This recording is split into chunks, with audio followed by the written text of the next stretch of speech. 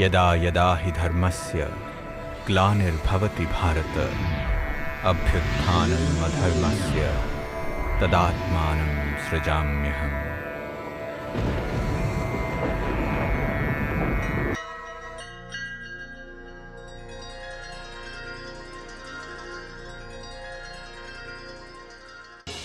ನಿಜಾನಂದಸ್ವರೂಪಂ ಶಿವೋಹಂ ಶಿವೋಹಂ, ಜ್ಞಾನಸ್ವರೂಪಂ ಶಿವೋಹಂ ಶಿವೋಹಂ, ಪ್ರಕಾಶಸ್ವರೂಪಂ ಶಿವೋಹಂ ಶಿವೋಹಂ.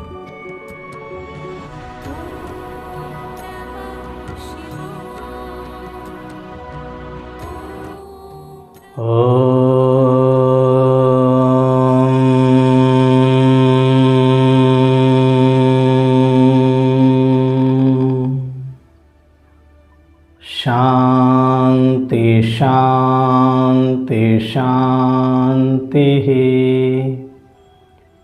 ಓಂ ಶಾಂತಿ.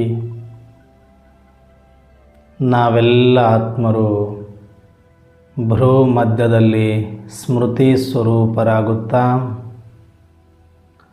ನಾವೆಲ್ಲ ಆತ್ಮರ ತಂದೆ ಪರಂಪಿತ ಶಿವಬಾಬರವರನ್ನು ಆಹ್ವಾನಿಸುತ್ತಾ ಪ್ರಜಾಪಿತ ಬ್ರಹ್ಮ ಜಗದಂಬಾ ಸರಸ್ವತಿ ಮಮ್ಮಾರವರನ್ನು ಸ್ಮೃತಿ ಮಾಡುತ್ತಾ ವಿಶೇಷವಾಗಿ ಈ ಒಂದು ಮುರಳಿ ಚಿಂತನೆಯಲ್ಲಿ ಭಾಗವಹಿಸಿರುವ ನನ್ನೆಲ್ಲ ಸಹೋದರಾತ್ಮರಿಗೆ ಆತ್ಮೀಯವಾದ ಸ್ವಾಗತ ಸುಸ್ವಾಗತ. ಪ್ರತಿದಿನದಂತೆ ಬಾಬಾರವರು ಈ ದಿನವೂ ಸಹ ಮುರಳಿಯಲ್ಲಿ ಅನೇಕ ವಿಚಾರಗಳನ್ನು ತಿಳಿಸಿದ್ದಾರೆ. ಈ ದಿನ ವರದಾನ ಬಹಳ ಅರ್ಥಗರ್ಭಿತವಾಗಿದೆ. ಇಂಥ ಒಂದು ವರದಾನದ ಕುರಿತಾಗಿ ಸಂಕ್ಷಿಪ್ತವಾದ ಚಿಂತನೆಯನ್ನು ನಾವು ಮಾಡೋಣ. ಈ ದಿನದ ವರದಾನವಾಗಿದೆ,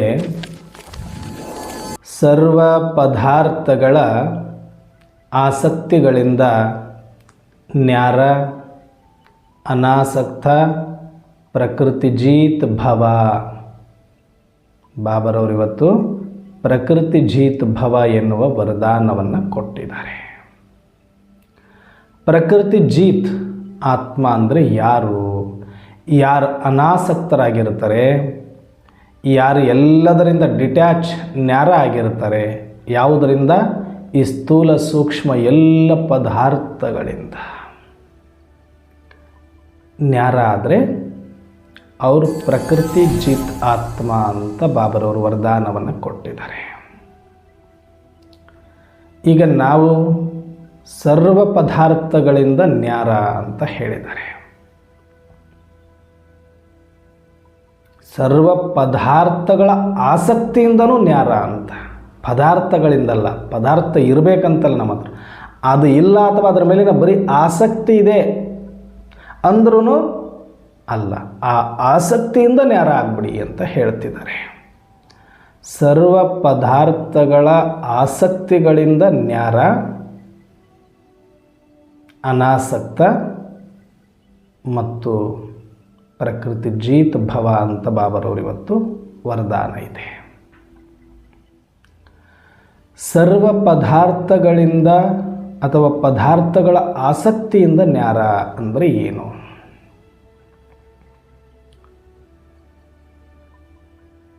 ಸರ್ವ ಪದಾರ್ಥಗಳಂದರೆ ಏನು ಬರುತ್ತೆ? ಪದಾರ್ಥಗಳಂದರೆ ಪಾತ್ರಕ್ಕೆ ಸಂಬಂಧಪಟ್ಟ ಎಲ್ಲವೂ ಕೂಡ, ಶರೀರದಿಂದ ಹಿಡಿದು ನಮ್ಮ ಶರೀರನೇ ಫಸ್ಟ್ ಬರೋದು.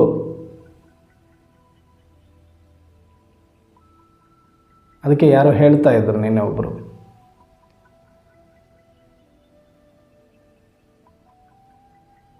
ನಾವು ಎಲ್ಲದಕ್ಕಿಂತ ಹೆಚ್ಚಾಗಿ ಯಾರನ್ನು ಇಷ್ಟಪಡ್ತೀವಿ ಅಂತಂದರೆ ಎಲ್ಲರೂ ಒಬ್ಬೊಬ್ಬರನ್ನ ಹೇಳ್ತಾರೆ. ಕೆಲವರು ತಾಯಿ, ಕೆಲವರು ತಂದೆ, ಕೆಲವರು ಮಕ್ಕಳು, ಕೆಲವರು ಪತ್ನಿ, ಕೆಲವರು ಅಣ್ಣ, ಕೆಲವರು ತಂಗಿ, ಈ ಥರ ಎಷ್ಟೆಲ್ಲ ಹೇಳಿದರೂ ಕೂಡ ಕೊನೆಗೆ ಅವರು ಹೇಳ್ತಾರೆ, ಇಲ್ಲ, ಇದಕ್ಕಿಂತ ಸೂಕ್ಷ್ಮವಾಗಿರೋದನ್ನು ನಾವು ತುಂಬ ಹಚ್ಕೊಂಡ್ಬಿಟ್ಟಿದ್ದೀವಿ, ತುಂಬ ಪ್ರೀತಿಸ್ತಾ ಇದ್ದೀವಿ, ಆದರೆ ಅದು ನಮಗೆ ಗೊತ್ತಿಲ್ಲ, ಅಥವಾ ಗೊತ್ತಾಗದಂಗೆ ಅದನ್ನು ನಾವು ಪ್ರೀತಿಸ್ತಾ ಇದ್ದೀವಿ, ಅಥವಾ ಗೊತ್ತಿದ್ದರೂ ಅದು ನಾವು ಹೇಳಿಕೊಳ್ಳೋದಿಲ್ಲ, ಅಷ್ಟು ಪ್ರೀತಿಸ್ತಾ ಇದ್ದೀವಿ, ಅಷ್ಟು ಮಗನ್ನಿದ್ದೀವಿ ಅದರಲ್ಲಿ, ಅದು ಬೇರೆ ನಾನು ಬೇರೆ ಅಂತಲೇ ಅನಿಸೋದೇ ಇಲ್ಲ, ಅಷ್ಟು ಅದನ್ನು ಪ್ರೀತಿಸ್ತಾ ಇದ್ದೀವಿ. ಯಾವುದು, ಯಾರು ಅಂದರೆ ನಮ್ಮ ಶರೀರವನ್ನು. ಶರೀರನೇ ನಾನು ಅಂದ್ಕೊಂಡಿರೋದ್ರಿಂದ ನಾನು ಭಿನ್ನವಾಗಿ ಯೋಚನೆ ಮಾಡ್ತೀನಿ ನಾನು ಯಾರನ್ನು ಪ್ರೀತಿಸ್ತೀನಿ ಅಂತಂದಾಗ. ಆದರೆ ಈ ಶರೀರ ನಾನಲ್ಲ, ಶರೀರದೊಳಗಿರುವ ಆತ್ಮ ನಾನು ಅನ್ನುವ ಸತ್ಯ ಕೆಲವರಿಗೆ, ಜ್ಞಾನಿಗಳಿಗೆ ಮಾತ್ರ ತಿಳಿಯುತ್ತೆ. ಶರೀರ ನಾನಲ್ಲ, ಶರೀರದ ಒಳಗಿರುವ ಒಂದು ಚೈತನ್ಯಾತ್ಮಕ ಆತ್ಮ ಅಂತ ಕೆಲವು ಜ್ಞಾನಿಗಳಿಗೆ ಗೊತ್ತಾದ ಮೇಲೆ ನಾನು ಬೇರೆ, ಈ ಶರೀರನೂ ಬೇರೆ ಅಂತ ಗೊತ್ತಾಗತ್ತೆ. ಆಗ ಒಳಗಡೆ ಶೋಧನೆ ಮಾಡ್ತಾ ಹೋದಾಗ ಇಡೀ ಜಗತ್ತಲ್ಲಿ ನಾವು ಹೆಚ್ಚಾಗಿ ಯಾರನ್ನ ಪ್ರೀತಿಸ್ತಾ ಇದ್ದೀವಿ ಅಂದರೆ ನನ್ನ ಶರೀರವನ್ನು ಅಂತ ಉತ್ತರ ಬರುತ್ತೆ.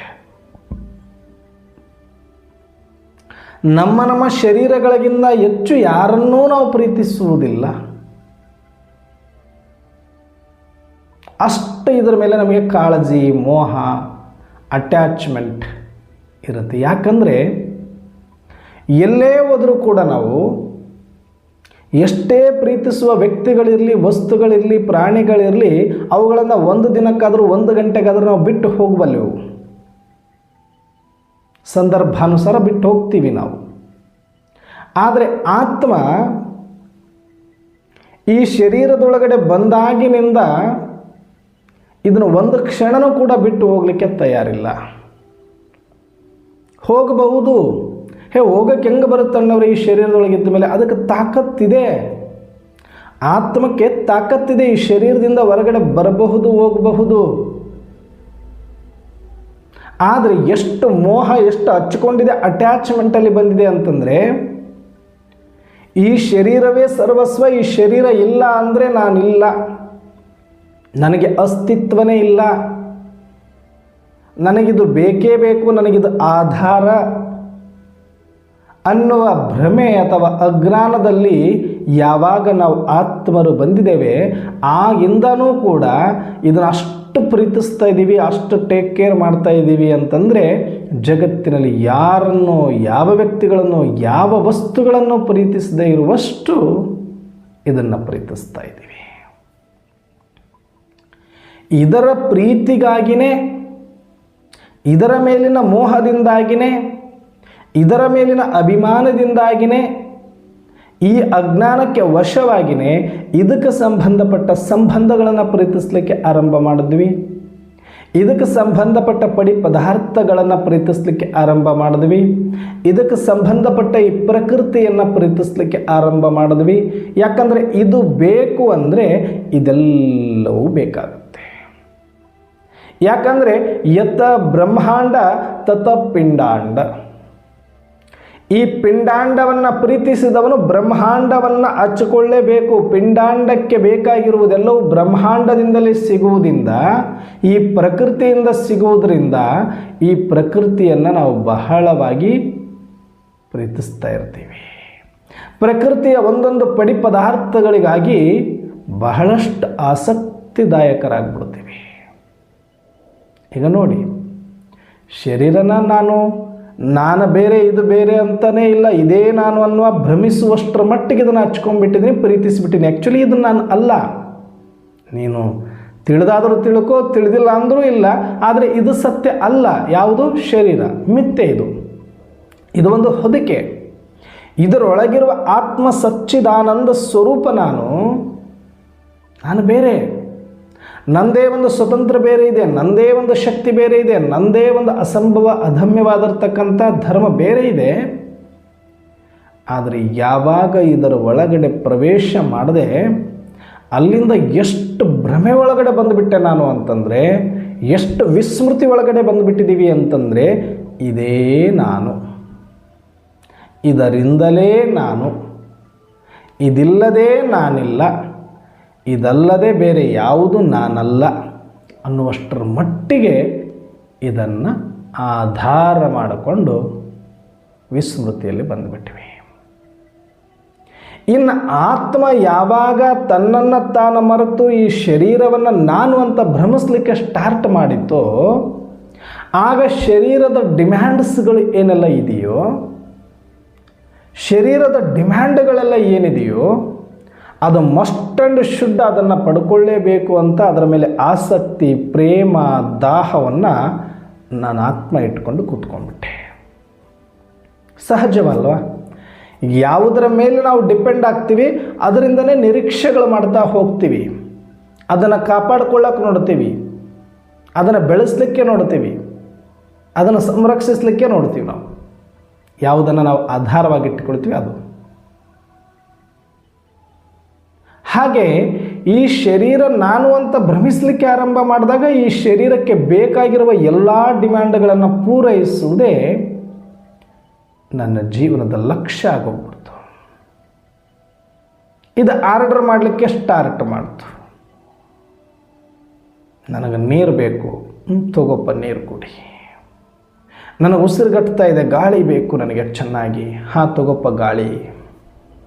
ನನಗೆ ಹಸಿವಾಗ್ತಿದೆ, ಊಟ ಬೇಕು, ತಗೋಪ್ಪ ಊಟ. ನನಗೆ ಚಳಿ ಆಗ್ತಿದೆ, ಸ್ವಲ್ಪ ಬಿಸಿ ಬೇಕು, ಸ್ವಲ್ಪ ಶಾಖ. ನನಗೆ ಸ್ವಲ್ಪ ಇರಲಿಕ್ಕೆ ಒಂದು ಮನೆ ಬೇಕು, ಓಡಾಡಲಿಕ್ಕೆ ಜಾಗ ಬೇಕು, ಓಕೆ ತಗೊಳಪ್ಪ ಸ್ಪೇಸ್. ಹೀಗೆ ಈ ಪಂಚತತ್ವಗಳು ನೆಲ, ಜಲ, ಅನಿಲ, ಆಕಾಶ, ಪ್ರಕಾಶ, ಈ ಪಂಚತತ್ವಗಳನ್ನು ಇದಕ್ಕೆ ಪೂರೈಸಲಿಕ್ಕೆ ಸ್ಟಾರ್ಟ್ ಮಾಡಿದ್ವಿ. ಈ ಪ್ರಕೃತಿಯಿಂದ ಡೈರೆಕ್ಟ್ ಪೈಪ್ ಕಲೆಕ್ಷನ್ ಈ ಶರೀರಕ್ಕೆ ಇಟ್ಕೊಂಡ್ವಿ. ಬೇಕೇ ಬೇಕು, ಮಸ್ಟ್ ಆ್ಯಂಡ್ ಶುಡ್ ಆಗಿರೋದೇ ಪ್ರಕೃತಿಯಿಂದ ಅಂದ ಮೇಲೆ ಇದಕ್ಕೆ ಪ್ರಕೃತಿಯಿಂದಲೇ ಎಲ್ಲವನ್ನು ತುಂಬ್ತಾ ಮತ್ತು ಕೊಡ್ತಾ ಹೋಗಬೇಕಾಗತ್ತೆ.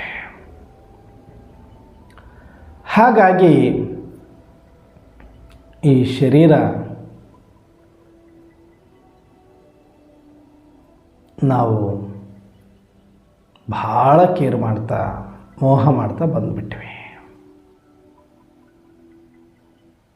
ಓಕೆ, ಇಷ್ಟೇ ಕೊಟ್ಟು ಸುಮ್ಮನಾದ್ವಾ? ಶರೀರ ಬದುಕಲಿಕ್ಕೆ ಮಸ್ಟ್ ಆ್ಯಂಡ್ ಶುಡ್ ಈ ಪಂಚತತ್ವಗಳು ಬೇಕು. ನೆಲ, ಜಲ, ಅನಿಲ, ಆಕಾಶ, ಪ್ರಕಾಶ, ಅನ್ನ, ನೀರು, ಗಾಳಿ, ಬೆಳಕು, ಒಂದು ಸ್ವಲ್ಪ ಸ್ಪೇಸು, ಇದೆಲ್ಲ ಒಳಗು ಸ್ಪೇಸ್ ಬೇಕು. ಅದನ್ನು ಮೇಂಟೈನ್ ಮಾಡ್ಕೊಂಡು ಬಂದ್ವಿ. ಆದರೆ ಇಷ್ಟಕ್ಕೆ ನಿಂತುತ್ತಾ ಅಂದರೆ ಇಲ್ಲ. ಈ ಶರೀರದ ಡಿಮ್ಯಾಂಡ್ಗಳ ಜೊತೆಗೆ ಶರೀರದಲ್ಲಿ ಒಂದಷ್ಟು ತನ್ನದೇ ಸಂತಾನ ಇದೆ. ಶರೀರದಲ್ಲೇ ತನ್ನ ಸಂತಾನಗಳನ್ನು ಇಟ್ಟುಕೊಂಡಿದೆ. ಅದು ಯಾವುದು? ಶರೀರದ ಸಂತಾನ ಯಾವುದು ಅಂದರೆ ಪಂಚ ಜ್ಞಾನೇಂದ್ರಿಯಗಳು, ಕರ್ಮೇಂದ್ರಿಯಗಳು, ಇವು ಎಲ್ಲನೂ ಕೂಡ ತನ್ನ ಸಂತಾನ. ಇವು ಕಿಡ್ನಿ, ಹೃದಯ, ಲೀವರು, ಇದೆಲ್ಲ ದೇಹದ ಅಂಗಾಂಗಗಳೇನಿದೆ ಇದೆಲ್ಲ ಶರೀರದ ಆಸ್ತಿ. ಆದರೆ ಶರೀರದ ಸಂತಾನ ಯಾವುದು ಅಂದರೆ ಈ ಪಂಚಜ್ಞಾನೇಂದ್ರಿಯಗಳು, ಕರ್ಮೇಂದ್ರಿಯಗಳು. ಆಗ ಯಾವಾಗ ಇದನ್ನು ನಾನು ಅಂತ ಒಪ್ಕೊಂಡ್ವಿ, ಅದಾದ ಮೇಲೆ ಇದಕ್ಕೆ ಬೇಕಾಗಿರೋದನ್ನು ಪೂರೈಸಿದ್ವಿ. ಇದೆಲ್ಲ ಯಾವುದಕ್ಕೆ? ಹೃದಯ, ಕಿಡ್ನಿ, ಲಿವರು, ಮೂಳೆ, ಮಾಂಸ, ಏನೆಲ್ಲ ಅಂಗಾಂಗಗಳು, ಅವಯವಗಳು ಎಲ್ಲವೂ ಇದೆ, ಅದೆಲ್ಲದಕ್ಕೂ ಕೂಡ ಈ ಫುಡ್ ಸಪ್ಲೈ ಮಾಡ್ತಾ ಹೋದ್ವಿ. ಆಹಾರ ಕೊಟ್ವಿ, ನೀರು ಕೊಟ್ವಿ, ಗಾಳಿ ಕೊಟ್ವಿ, ಅದನ್ನು ತಿನ್ನಿಸು, ಇದನ್ನು ಕುಡಿಸು, ಇದಾಯಿತು. ಇಷ್ಟಕ್ಕೆ ಸುಮ್ಮನಾಯ್ತಾ ಅಂದರೆ ಅಪ್ಪನೇ ಇಷ್ಟೊಂದು ಡೈಲಿ ರುಟೀನಲ್ಲಿದ್ದಾನೆ, ಡೈಲಿ ಡಿಮ್ಯಾಂಡಲ್ಲಿದ್ದಾನೆ, ಡೈಲಿ ಆತನಿಗೆ ಬೇಕು, ದಾಹ ಜಾಸ್ತಿ ಇದೆ ಅಂದಮೇಲೆ ಇನ್ನು ಆತನ ಸಂತಾನ ಎಷ್ಟು ಚುರುಕಾಗಿರಬೇಡ. ಈ ಪಂಚ ಜ್ಞಾನೇಂದ್ರಿಯಗಳು ಏನು ಮಾಡೋದು? ಇಷ್ಟು ಕೊಟ್ಟುಬಿಟ್ರೆ ಸುಮ್ಮನೆ ಮಲ್ಕೊಳ್ತಾವ ಅಂದ್ರೆ ಮಲ್ಕೊಂಡಿಲ್ಲ. ಶರೀರ ಸುಮ್ಮನೆ ಮಲ್ಕೊಂಡ್ಬಿಡ್ತು. ಶರೀರಕ್ಕೆ ಇಷ್ಟು ಊಟ ಕೊಟ್ಟ ತಕ್ಷಣ ಸಾಕಪ್ಪ ಅಂತ ಹಿಂಗೆ ಕೈ ಮಾಡ್ತು, ಸಾಕು ನನಗೆ ಅಂತ. ನೀರು ಕುಡಿಸಿದ ತಕ್ಷಣ ಸಾಕು ಅಂತು. ಒಳ್ಳೆ ಗಾಳಿಗೆ ಬಂದ ತಕ್ಷಣ ಅಪ್ಪ ಪುಣ್ಯಾತ್ಮ ಭಗವಂತ ಸಾಕಪ್ಪ ಅಂತು. ಸ್ವಲ್ಪ ಪ್ರಶಾಂತವಾದ ವಾತಾವರಣದಲ್ಲಿ ಹೋಗಿದ್ದುಬಿಟ್ರೆ ಆಹಾ ಎಷ್ಟು ಚೆನ್ನಾಗಿದೆ ಅಂತ ಲವಲವಿಕೆಯಿಂದ, ಉತ್ಸಾಹದಿಂದ ಶಾಂತವಾಗಿಬಿಡುತ್ತೆ. ಯಾವುದು? ಶರೀರ.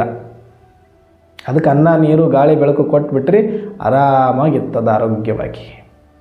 ಆದರೆ ಅಷ್ಟಕ್ಕೆ ಅಪ್ಪ ಸುಮ್ಮನೆ ಕೊಟ್ಟರು, ಮಕ್ಕಳು ಸುಮ್ಮನೆ ಕೊಡಲಿಲ್ಲ. ದೊಡ್ಡವರು ಆಗಿದ್ದರೆ, ಅಪ್ಪ ಆಗಿದ್ದರೆ ಹೊಟ್ಟೆ ತುಂಬ ಊಟ ಕೊಟ್ಟರೆ ಸುಮ್ಮನೆ ಒದ್ಕೊಂಡು ಮಲ್ಕೊಂಡ್ಬಿಡ್ತಾನೆ, ತನ್ನ ಕೈಲಾದ ಕೆಲಸ ಮಾಡ್ಕೊಂಡು ಇದ್ದು ಬಿಡ್ತಾನೆ. ಆದರೆ ಮಕ್ಕಳಿಗೆ ಹಂಗಾಗೋದಿಲ್ಲ. ಊಟ ಕೇಳಿದಾಗ ಊಟನೂ ಕೊಡಬೇಕು, ಆಟ ಅಂದಾಗ ಆಟನೂ ಆಡಿಸ್ಬೇಕು. ಅದಕ್ಕೆ ಮಕ್ಕಳದ್ದು ಅದೇ ಪ್ರಾಬ್ಲಮ್. ದೊಡ್ಡವರಾಗಿದ್ದರೆ ಊಟ ಕೊಟ್ಬಿಟ್ರೆ ಬಂದ ಪುಟ್ಟ, ಬಡಿಸ್ದ ಪುಟ್ಟ, ತಿಂದ ಪುಟ್ಟ, ನಡಿ ಪುಟ್ಟ ಅಂತ ಕಳಿಸಿಬಿಡ್ತಾರೆ. ನಿನ್ನ ಕೆಲಸಕ್ಕೆ ನೀನು ಸ್ಕೂಲಿಗಾದರೂ ಹೋಗು, ಕಾಲೇಜಿಗಾದರೂ ಹೋಗು, ಜಾಬ್ಗಾದರೂ ಹೋಗು, ಊಟ ಕೊಡೋದು ನನ್ನ ಕೆಲಸ ಅಂತ ತಾಯಿ ಆಗಲಿ, ಪತ್ನಿ ಆಗಲಿ, ತಂಗಿ ಆಗಲಿ ಕೊಡ್ತಾರೆ, ತಿನ್ಕೊಂಡು ಹೋಗ್ತಾ ಇರ್ತಾರೆ. ಆದರೆ ಚಿಕ್ಕ ಮಕ್ಕಳಿದ್ದು ಮನೆಯಲ್ಲಿ ಅಂದರೆ ಹಂಗೆ ಆಗೋದಿಲ್ಲ. ಅದಕ್ಕೆ ಉಣಿಸೋದಕ್ಕೂ ಕಷ್ಟಪಡಬೇಕು, ಉಣಿಸಿದ ಮೇಲೆ ಮಲಗಿಸೋದಕ್ಕೂ ಕಷ್ಟಪಡಬೇಕು, ಮಲಗಿದ ಮೇಲೆ ಅದು ಎದ್ದರೆ ಅದನ್ನು ಆಡಿಸೋದಕ್ಕೂ ಕಷ್ಟಪಡಬೇಕು. 24/7 ಡಿಮ್ಯಾಂಡ್, ಫುಲ್ ಡಿಮ್ಯಾಂಡಲ್ಲೇ ಇರ್ತಾವೆ ಮಕ್ಕಳು. ಅದನ್ನು ಬಿಟ್ಟು ಅಲಗಾಡಂಗಿಲ್ಲ ಯಾರು. ಸ್ವಲ್ಪ ಹೋದರೆ ಅಂತವು ಮನೆಯೆಲ್ಲ ದರಿ ಹಿಡಿಬೇಕು. ಹೆಂಗೆ ಇಡೀ 4 ಮನೆಗೆ ಅಪ್ಪ ಏನಾದರೂ ಹೊಡೆದು ಬಿಟ್ರೇನೋ ಇವ್ರು ಅನ್ನಂಗೆ. ಅಂದ್ರೆ ನಾನು ಡಿಮ್ಯಾಂಡ್ ಪೂರೈಸುವಂತ, ನನ್ನ ಬಿಟ್ಟೇನು ಅಲಗಾಡಂಗಿಲ್ಲ. ಹಂಗೆ ಅಳೋದೇ ಅಸ್ತ್ರವನ್ನಾಗಿ ಮಾಡ್ಕೊಂಡ್ಬಿಡ್ತವೆ ಅವು. ಈಗ ಮಕ್ಕಳು ಏನು ಮಾಡ್ತೀರಿ? ಅವು ಎಷ್ಟು ಹತ್ರು, ರಾತ್ರಿ ಎಷ್ಟು ನಿಮ್ಗೆ ಕಾಟ ಕೊಟ್ಟರು, ಎಷ್ಟು ಎಬ್ಬಿಸಿದ್ರು, ಎಷ್ಟು ನೀವು ಉಣಿಸಿ ತಿನ್ನಿಸಿ ಮಲಗಿಸಿದ್ರು. ಹಿಂಗೆ ಕೆಲವು ಇನ್ನು ಮಲಗಿದಂಗೆ ಹೆಂಗೆ ಮಾಡ್ತವೆ, ನಿದ್ದೆ ಹತ್ತಿತ್ತು ಅಂತ ಸ್ವಲ್ಪ ಈ ಕಡೆ ಒಂದು ಹೆಜ್ಜೆಡ್ರಿ ಮತ್ತೆ ಹಿಂಗೆ ನೋಡಿ ಅಂತವು ಮಕ್ಕಳು ಹಂಗೆ ಇರೋದವು. ನಿಮ್ಮನ್ನು ಬಿಡೋದೇ ಇಲ್ಲ. ಕಳ್ಳರದಂಗೆ ಆಗ್ಬಿಟ್ಟಿರ್ತೀರಿ ನೀವು, ತಪ್ಪಿಸ್ಕೊಂಡು ಓಡಾಡಬೇಕಾಗತ್ತೆ. ಅದನ್ನು ಮಲಗಿಸಿದರೆ ಅಪ್ಪ ದೊಡ್ಡ ಯುದ್ಧ ಗೆದ್ದು ಬಂದಷ್ಟು ಸಂತೋಷ ಮಕ್ಕಳನ್ನು ಮಲಗಿಸಿಬಿಟ್ಟಿದ್ರೆ ತಾಯಿಗೆ. ಹಾಗೆ ಮಕ್ಕಳು ವಿಪರೀತ ಕಾಟ. ಅದು ಸ್ವಲ್ಪ ಏನೋ ಶಾಂತವಾಗಿರೋ ಮಕ್ಕಳಾಗಿದ್ದರೆ ಸ್ವಲ್ಪ ಪರವಾಗಿಲ್ಲ. ಈ ತುಂಟ ಮಕ್ಕಳು ಏನಾದರೂ ಇದ್ದು ಬಿಟ್ಟರೆ ಮುಗುದೇ ಹೋಯ್ತು ಕತೆ. ಹಾಗೆ ಈ ಪಂಚ ಜ್ಞಾನೇಂದ್ರಿಯಗಳೇನಿದೆ ಅದಕ್ಕೆ ಏನೆಲ್ಲ ಊಟ ಕೊಡ್ತೀವಿ, ಕುಡಿಸ್ತೀವಿ, ಆರಾಮಾಗಿಡ್ತೀವಿ, ಆರೋಗ್ಯವಾಗಿಡ್ತೀವಿ, ಎಲ್ಲ ಮಾಡಿದ್ರು ಇಷ್ಟಕ್ಕೆ ಅವಕ್ಕೆ ಸಾಕಾಗೋದಿಲ್ಲ. ಅವು ಟಕ್ ಅಂತ ಎದ್ದು ಕೂತ್ಕೊಳ್ತವೆ. ಹಗಲು ಯಾವುದು, ರಾತ್ರಿ ಯಾವುದು. ಎದ್ದು ಕೂತ್ಕೊಂಡ ತಕ್ಷಣ ನನಗೆ ಅದು ಬೇಕು, ನನಗೆ ಇದು ಬೇಕು, ಕಣ್ಣು ಕೇಳುತ್ತೆ ಏನೋ ನೋಡಬೇಕು, ಕಿವಿ ಕೇಳುತ್ತೆ ಏನೋ ಕೇಳಬೇಕು, ನಾಲಿಗೆ ಹೇಳುತ್ತೇನೋ ಮಾತಾಡಬೇಕು. ಹೀಗೆ ಡಿಮ್ಯಾಂಡ್ಗಳು ಸ್ಟಾರ್ಟ್ ಆಗುತ್ತೆ. ನಾಲಿಗೆ ಕೇಳುತ್ತೆ ಆ ರುಚಿ ಬೇಕು, ಈ ರುಚಿ ಬೇಕು, ಇದು ಬೇಕು, ಇನ್ನೊಂದು ಮತ್ತೊಂದು. ಈ ಕಣ್ಣಿಂದ ನೋಡೋದ್ರೊಳಗಡೆ ಕಿವಿದು, ಕಿವಿದು ನೋಡೋದ್ರೊಳಗಡೆ ನಾಲಿಗೆದು, ನಾಲಿಗೆದು ನೋಡೋದ್ರೊಳಗಡೆ ಇನ್ನೊಂದು. ಈ ಥರ ಪ್ರತಿಯೊಂದು ಕೂಡ ಇದರ ಡಿಮ್ಯಾಂಡ್ಸ್ಗಳನ್ನು ಪೂರೈಸೋದ್ರಲ್ಲಿ ಸುಸ್ತಾಗಿ ಹೋಗ್ಬಿಡ್ತೀವಿ ನಾವು. ನೋಡು ನೋಡು ನೋಡು ನೋಡು, ಕಣ್ಣಿಗೆ ಎಷ್ಟು ತೋರಿಸಿದ್ರು ಸಾಕು ಅನ್ನಲ್ಲದು.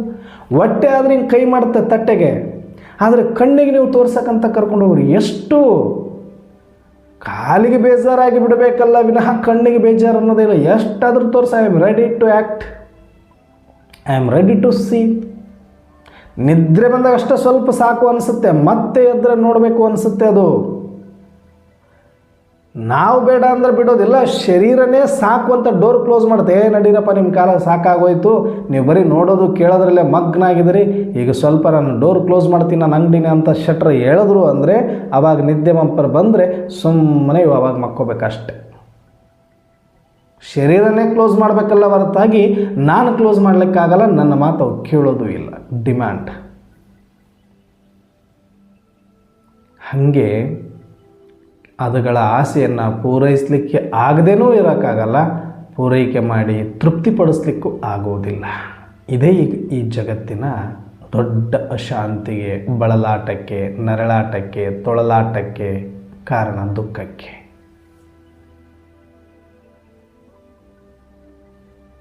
ಎಷ್ಟು ನೋಡೋದು, ನೋಡಬೇಕು ನೋಡಬೇಕು ನೋಡಬೇಕು ನೋಡಬೇಕು, ಎಷ್ಟು ಕೇಳೋದು, ಕೇಳಬೇಕು ಕೇಳಬೇಕು ಕೇಳಬೇಕು ಕೇಳಬೇಕು, ಹಾಡಬೇಕು, ತಿನ್ನಬೇಕು, ಕುಡಿಬೇಕು, ತಿರುಗಬೇಕು. ಜ್ಞಾನೇಂದ್ರಿಯಗಳದ್ದು ಏನೆಲ್ಲ ಡಿಮ್ಯಾಂಡ್ ಮಾಡ್ತವೆ ಅದನ್ನು ತೋರಿಸೋದಕ್ಕೆ ಈ ಕರ್ಮೇಂದ್ರಿಯಗಳನ್ನು ಆ್ಯಕ್ಟಿವಲ್ಲಿ ತರಬೇಕು. ಕಣ್ಣಿಗೆ ಬೇಕಂದಿದ್ದೆಲ್ಲ ತೋರಿಸ್ಬೇಕು ಅಂದರೆ ಕೈ ಕೆಲಸ ಮಾಡಬೇಕು, ಸಂಪಾದನೆ ಮಾಡಬೇಕು, ಕಾಲು ನಡಿಬೇಕು. ಇವುಗಳನ್ನು ಬಳಸಿಕೊಂಡು ತಮ್ಮ ಡಿಮ್ಯಾಂಡ್ಗಳನ್ನು ಪೂರೈಸ್ಕೊಳ್ತಾ ಇವೆ. ಜ್ಞಾನೇಂದ್ರಿಯಗಳ ಡಿಮ್ಯಾಂಡ್ಗಳನ್ನು ಪೂರೈಸಲಿಕ್ಕೆ ಕರ್ಮೇಂದ್ರಿಯಗಳು ಇರೋದು. ಇದು ಶಾಸಕಾಂಗ, ಇದು ಕಾರ್ಯಾಂಗ. ನ್ಯಾಯಾಂಗ ಅಂತ ಲೆಕ್ಕ ತಪ್ಪು ಹೋಗ್ಬಿಟ್ಟಿದೆ ಮನಬುದ್ಧಿ ಸಂಸ್ಕಾರಗಳದ್ದು, ಅದು ನ್ಯಾಯಾಂಗ. ಅದು ಇದು ಶಾಸಕಾಂಗ ಜ್ಞಾನೇಂದ್ರಿಯಗಳು, ಮನಬುದ್ಧಿ ಸಂಸ್ಕಾರ ಸೂಕ್ಷ್ಮ ಇಂದ್ರಿಯಗಳು ನ್ಯಾಯಾಂಗ, ಈ ಕರ್ಮೇಂದ್ರಿಯಗಳು ಕಾರ್ಯಾಂಗ. ಇಷ್ಟು ಈ ಸರ್ಕಾರದೊಳಗಡೆ ನಡೀತಾ ಇವೆ. ಇದು ನಿತ್ಯ ನಿರಂತರವಾಗಿ ಶಾಸಕಾಂಗದ ಪಾಲನೆಯನ್ನು ಮಾಡಿಕೊಳ್ಳೋದು ನ್ಯಾಯಾಂಗದ ಕೆಲಸ, ನ್ಯಾಯಾಂಗ ಹೇಳಿದಂತೆ ಕೆಲಸ ಮಾಡಿಕೊಂಡು ಪಾಲನೆ ಮಾಡೋದು ಕಾರ್ಯಾಂಗದ ಕೆಲಸ ಆಗೋಗಿದೆ. ಈಗ ಇದು ಯಾವತ್ತು ನಿಲ್ಲೋದು? ಯಾರು ನಿಲ್ಲಿಸೋರು? ಶಾಸಕಾಂಗದಲ್ಲಿ ಆ ಥರ ಕಾನೂನುಗಳು ತರೋವರೆಗೂ ನ್ಯಾಯಾಂಗ ಅದನ್ನು ಪಾಲಿಸ್ಲಿಕ್ಕಾಗಲ್ಲ. ನ್ಯಾಯಾಂಗ ಆರ್ಡರ್ ಮಾಡೋವರೆಗೂ ಕಾರ್ಯಾಂಗ ನಿಲ್ಲಿಸೋಕ್ಕಾಗಲ್ಲ.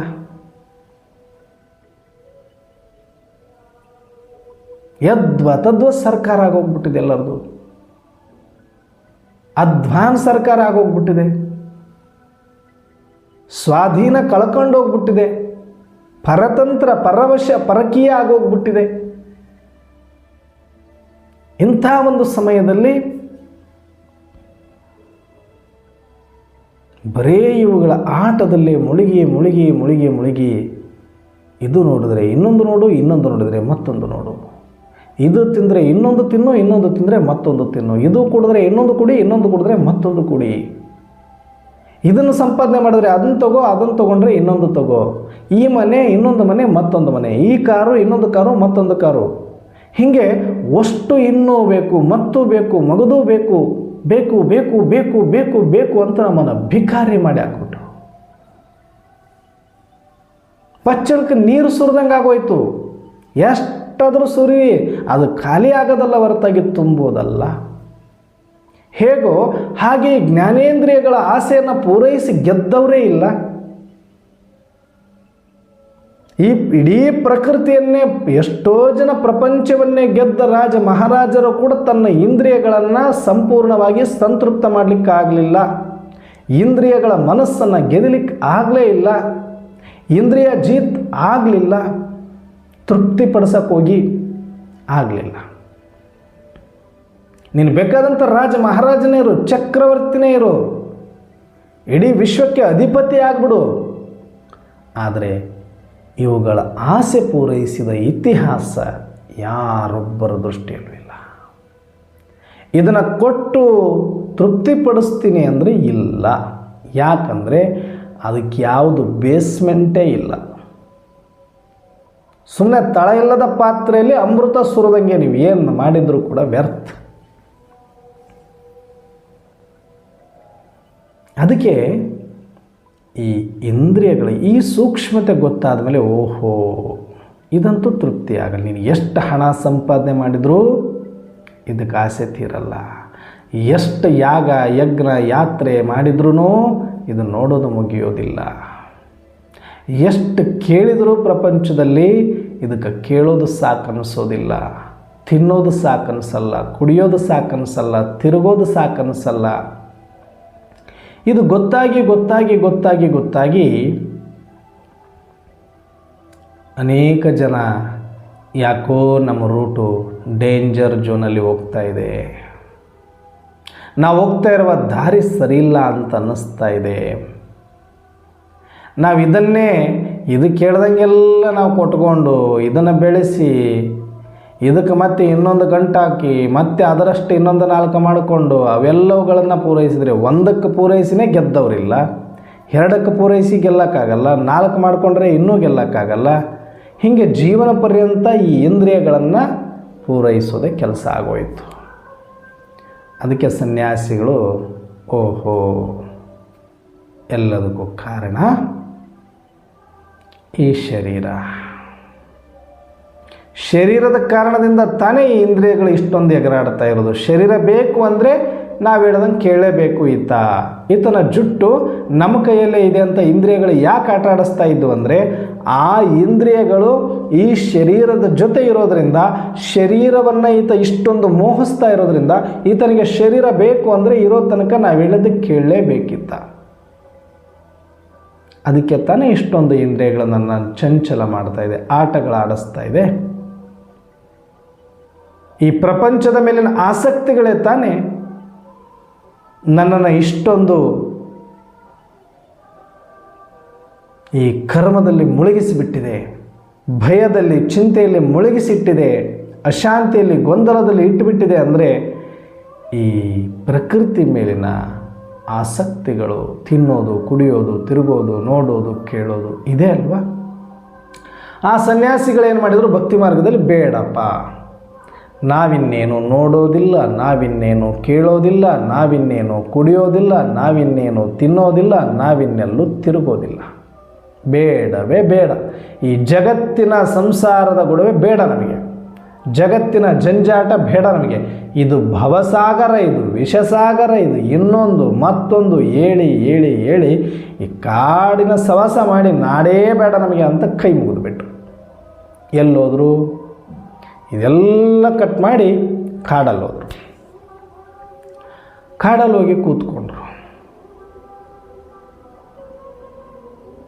ಆವಾಗ ಏನು ಅನ್ನಿಸ್ತಾರಗಪ್ಪ, ಎಲ್ಲೋ ತಪ್ಪಿಸ್ಕೊಂಡು ಬಂದುಬಿಟ್ವಿ, ಹೆಂಗೋ ಗೆದ್ದು ಬಿಟ್ವಿ, ಗೆದ್ದಷ್ಟು ಸಮಾಧಾನ ಆಗೋಯ್ತು. ಆ ಒಂದು ಸಂಸಾರ, ಆ ಒಂದು ಭವಸಾಗರ, ಆ ಒಂದು ಜನ, ಆ ಒಂದು ಪ್ರಕೃತಿಯಪ್ಪ, ಬೇಡ ಬೇಡ ಬೇಡ ಬೇಡ, ಈಗ ಆರಾಮಾಯ್ತು ನನಗೆ ಅಂತ ಫುಲ್ ಬೆವರಿಳಿಸ್ಕೊಂಡು ಎಲ್ಲದರಿಂದ ಪಾರಾದಂಗೆ, ಸಾವಿನ ದವಡೆಯಿಂದ ಕಪ್ಪೆ ಹಾವಿನ ಬಾಯಿಂದ ತಪ್ಪಿಸ್ಕೊಂಡು ಬಂದಂಗೆ ಸಂಸಾರ ಬಿಟ್ಟು, ನಾಡನ್ನು ಬಿಟ್ಟು ಕಾಡಲ್ಲಿ ಹೋಗಿ ಕೂತ್ಕೊಂಡವರು ಫೀಲ್ ಮಾಡಿದರು. ಫೀಲ್ ಮಾಡೋಕ್ಕೆ ಸ್ಟಾರ್ಟ್ ಮಾಡಿದರು. ಎಷ್ಟೊತ್ತು ಸ್ಟಾರ್ಟಿಂಗಲ್ಲಿ ಒಂದು ಸ್ವಲ್ಪ ಮಜಾ ಅನ್ನಿಸ್ತು. 1 ತಿಂಗಳು, 2 ತಿಂಗಳು, 3 ತಿಂಗಳು ಇದು ನೋಡ್ತು ನಾಲಿಗೆ. ಮೊದಲು ನಾನು ಕೇಳಿದ್ದೆಲ್ಲ ಕೊಡ್ತಾ ಇದ್ದ ಈ ಮನುಷ್ಯ ಯಾಕೋ ಇವಾಗ ಸಪ್ಲೈ ಕಡಿಮೆ ಆಗ್ತಾಯಿದೆ, ಏನು ಮಾಡ್ಬೋದು, ಅದು ನನಗೆ ಬೇಕು ನಾನು ಕೊಡಲ್ಲ, ನನಗೆ ಬೇಕು ನಾನು ಕೊಡಲ್ಲ, ಏನು ಮಾಡೋಕ್ಕಾಗುತ್ತೆ, ಡಿಮ್ಯಾಂಡ್ ಮಾಡ್ಬೋದು ಅಷ್ಟೇ ಇಂದ್ರಿಯಗಳು, ಇನ್ನೇನು ಮಾಡೋಕ್ಕಾಗುತ್ತೆ, ಕೊಡಲ್ಲ ಅಂದಾಗ ಸುಮ್ಮನೆ ಆಯಿತು. ಕಣ್ಣು ನಾನು ನೋಡಬೇಕು ಅಂತ ಕರ್ಕೊಂಡು ಹೋಗಲ್ಲ. ಈತ ಏನು ಮಾಡ್ದ, ಕರ್ಮೇಂದ್ರಿಯಗಳನ್ನು ಕಂಟ್ರೋಲಲ್ಲಿ ಇಟ್ಟುಬಿಡೋಣ, ಜ್ಞಾನೇಂದ್ರಿಯಗಳು ಎಷ್ಟು ಬೇಕಾದ್ರೆ ಹಾರಾಡ್ಕೊಳ್ಳಿ, ಕರ್ಮೇಂದ್ರಿಯಗಳು ಹೋಗಿಲ್ಲ ಅಂದರೆ ಏನು ಮಾಡುತ್ತೆ, ಕಣ್ಣು ಏನೋ ನೋಡ್ಬೇಕು ಅನಿಸುತ್ತೆ, ನಾನು ಕಾಲು ಹೋದರೆ ತಾನೇ ಕಣ್ಣು ನೋಡುತ್ತೆ, ನೀನು ಕಾಲನ್ನು ಕರೆಕ್ಟ್ ಕಂಟ್ರೋಲಲ್ಲಿ ಇಟ್ಕೊಂಬಿಡು, ಕಣ್ಣೇನು ಮಾಡೋಕ್ಕಾಗಲ್ಲ, ಎಷ್ಟು ನೋಡ್ಕೊಳ್ಳುತ್ತೆ ಅಲ್ಲೇ ನೋಡ್ಕೊಳ್ಳಿ, 100 ಮೀಟ್ರ್ 200 ಮೀಟ್ರ್. ಈ ಯುಕ್ತಿಯನ್ನು ಮಾಡಿಕೊಂಡು ಕರ್ಮೇಂದ್ರಿಯಗಳನ್ನು ಸ್ವಾಧೀನದಲ್ಲಿ ತಗೊಳ್ಳಿಕ್ಕೆ ಪ್ರಯತ್ನ ಪಟ್ಟರು. ಅದನ್ನು ಭಕ್ತಿ ಮಾರ್ಗ, ಸನ್ಯಾಸ ಮಾರ್ಗ ಅಂತೀವಿ. ಆವಾಗ ಒಂದು ಕಡೆನೇ ಕೂತ್ಕೊಂಡು ಶರೀರವನ್ನು ಸ್ಥಿರ ಮಾಡಿಕೊಂಡು ಧ್ಯಾನದಲ್ಲಿ ಮಗ್ನರಾಗಿ, ತಿನ್ನೋದನ್ನು ಸ್ವಲ್ಪ ಕಡಿಮೆ ಮಾಡಿಕೊಂಡು, ಕುಡಿಯೋದನ್ನು ಕಡಿಮೆ ಮಾಡಿಕೊಂಡು ಈಗೆಲ್ಲ ಮಾಡ್ತಾ ಬಂದರು.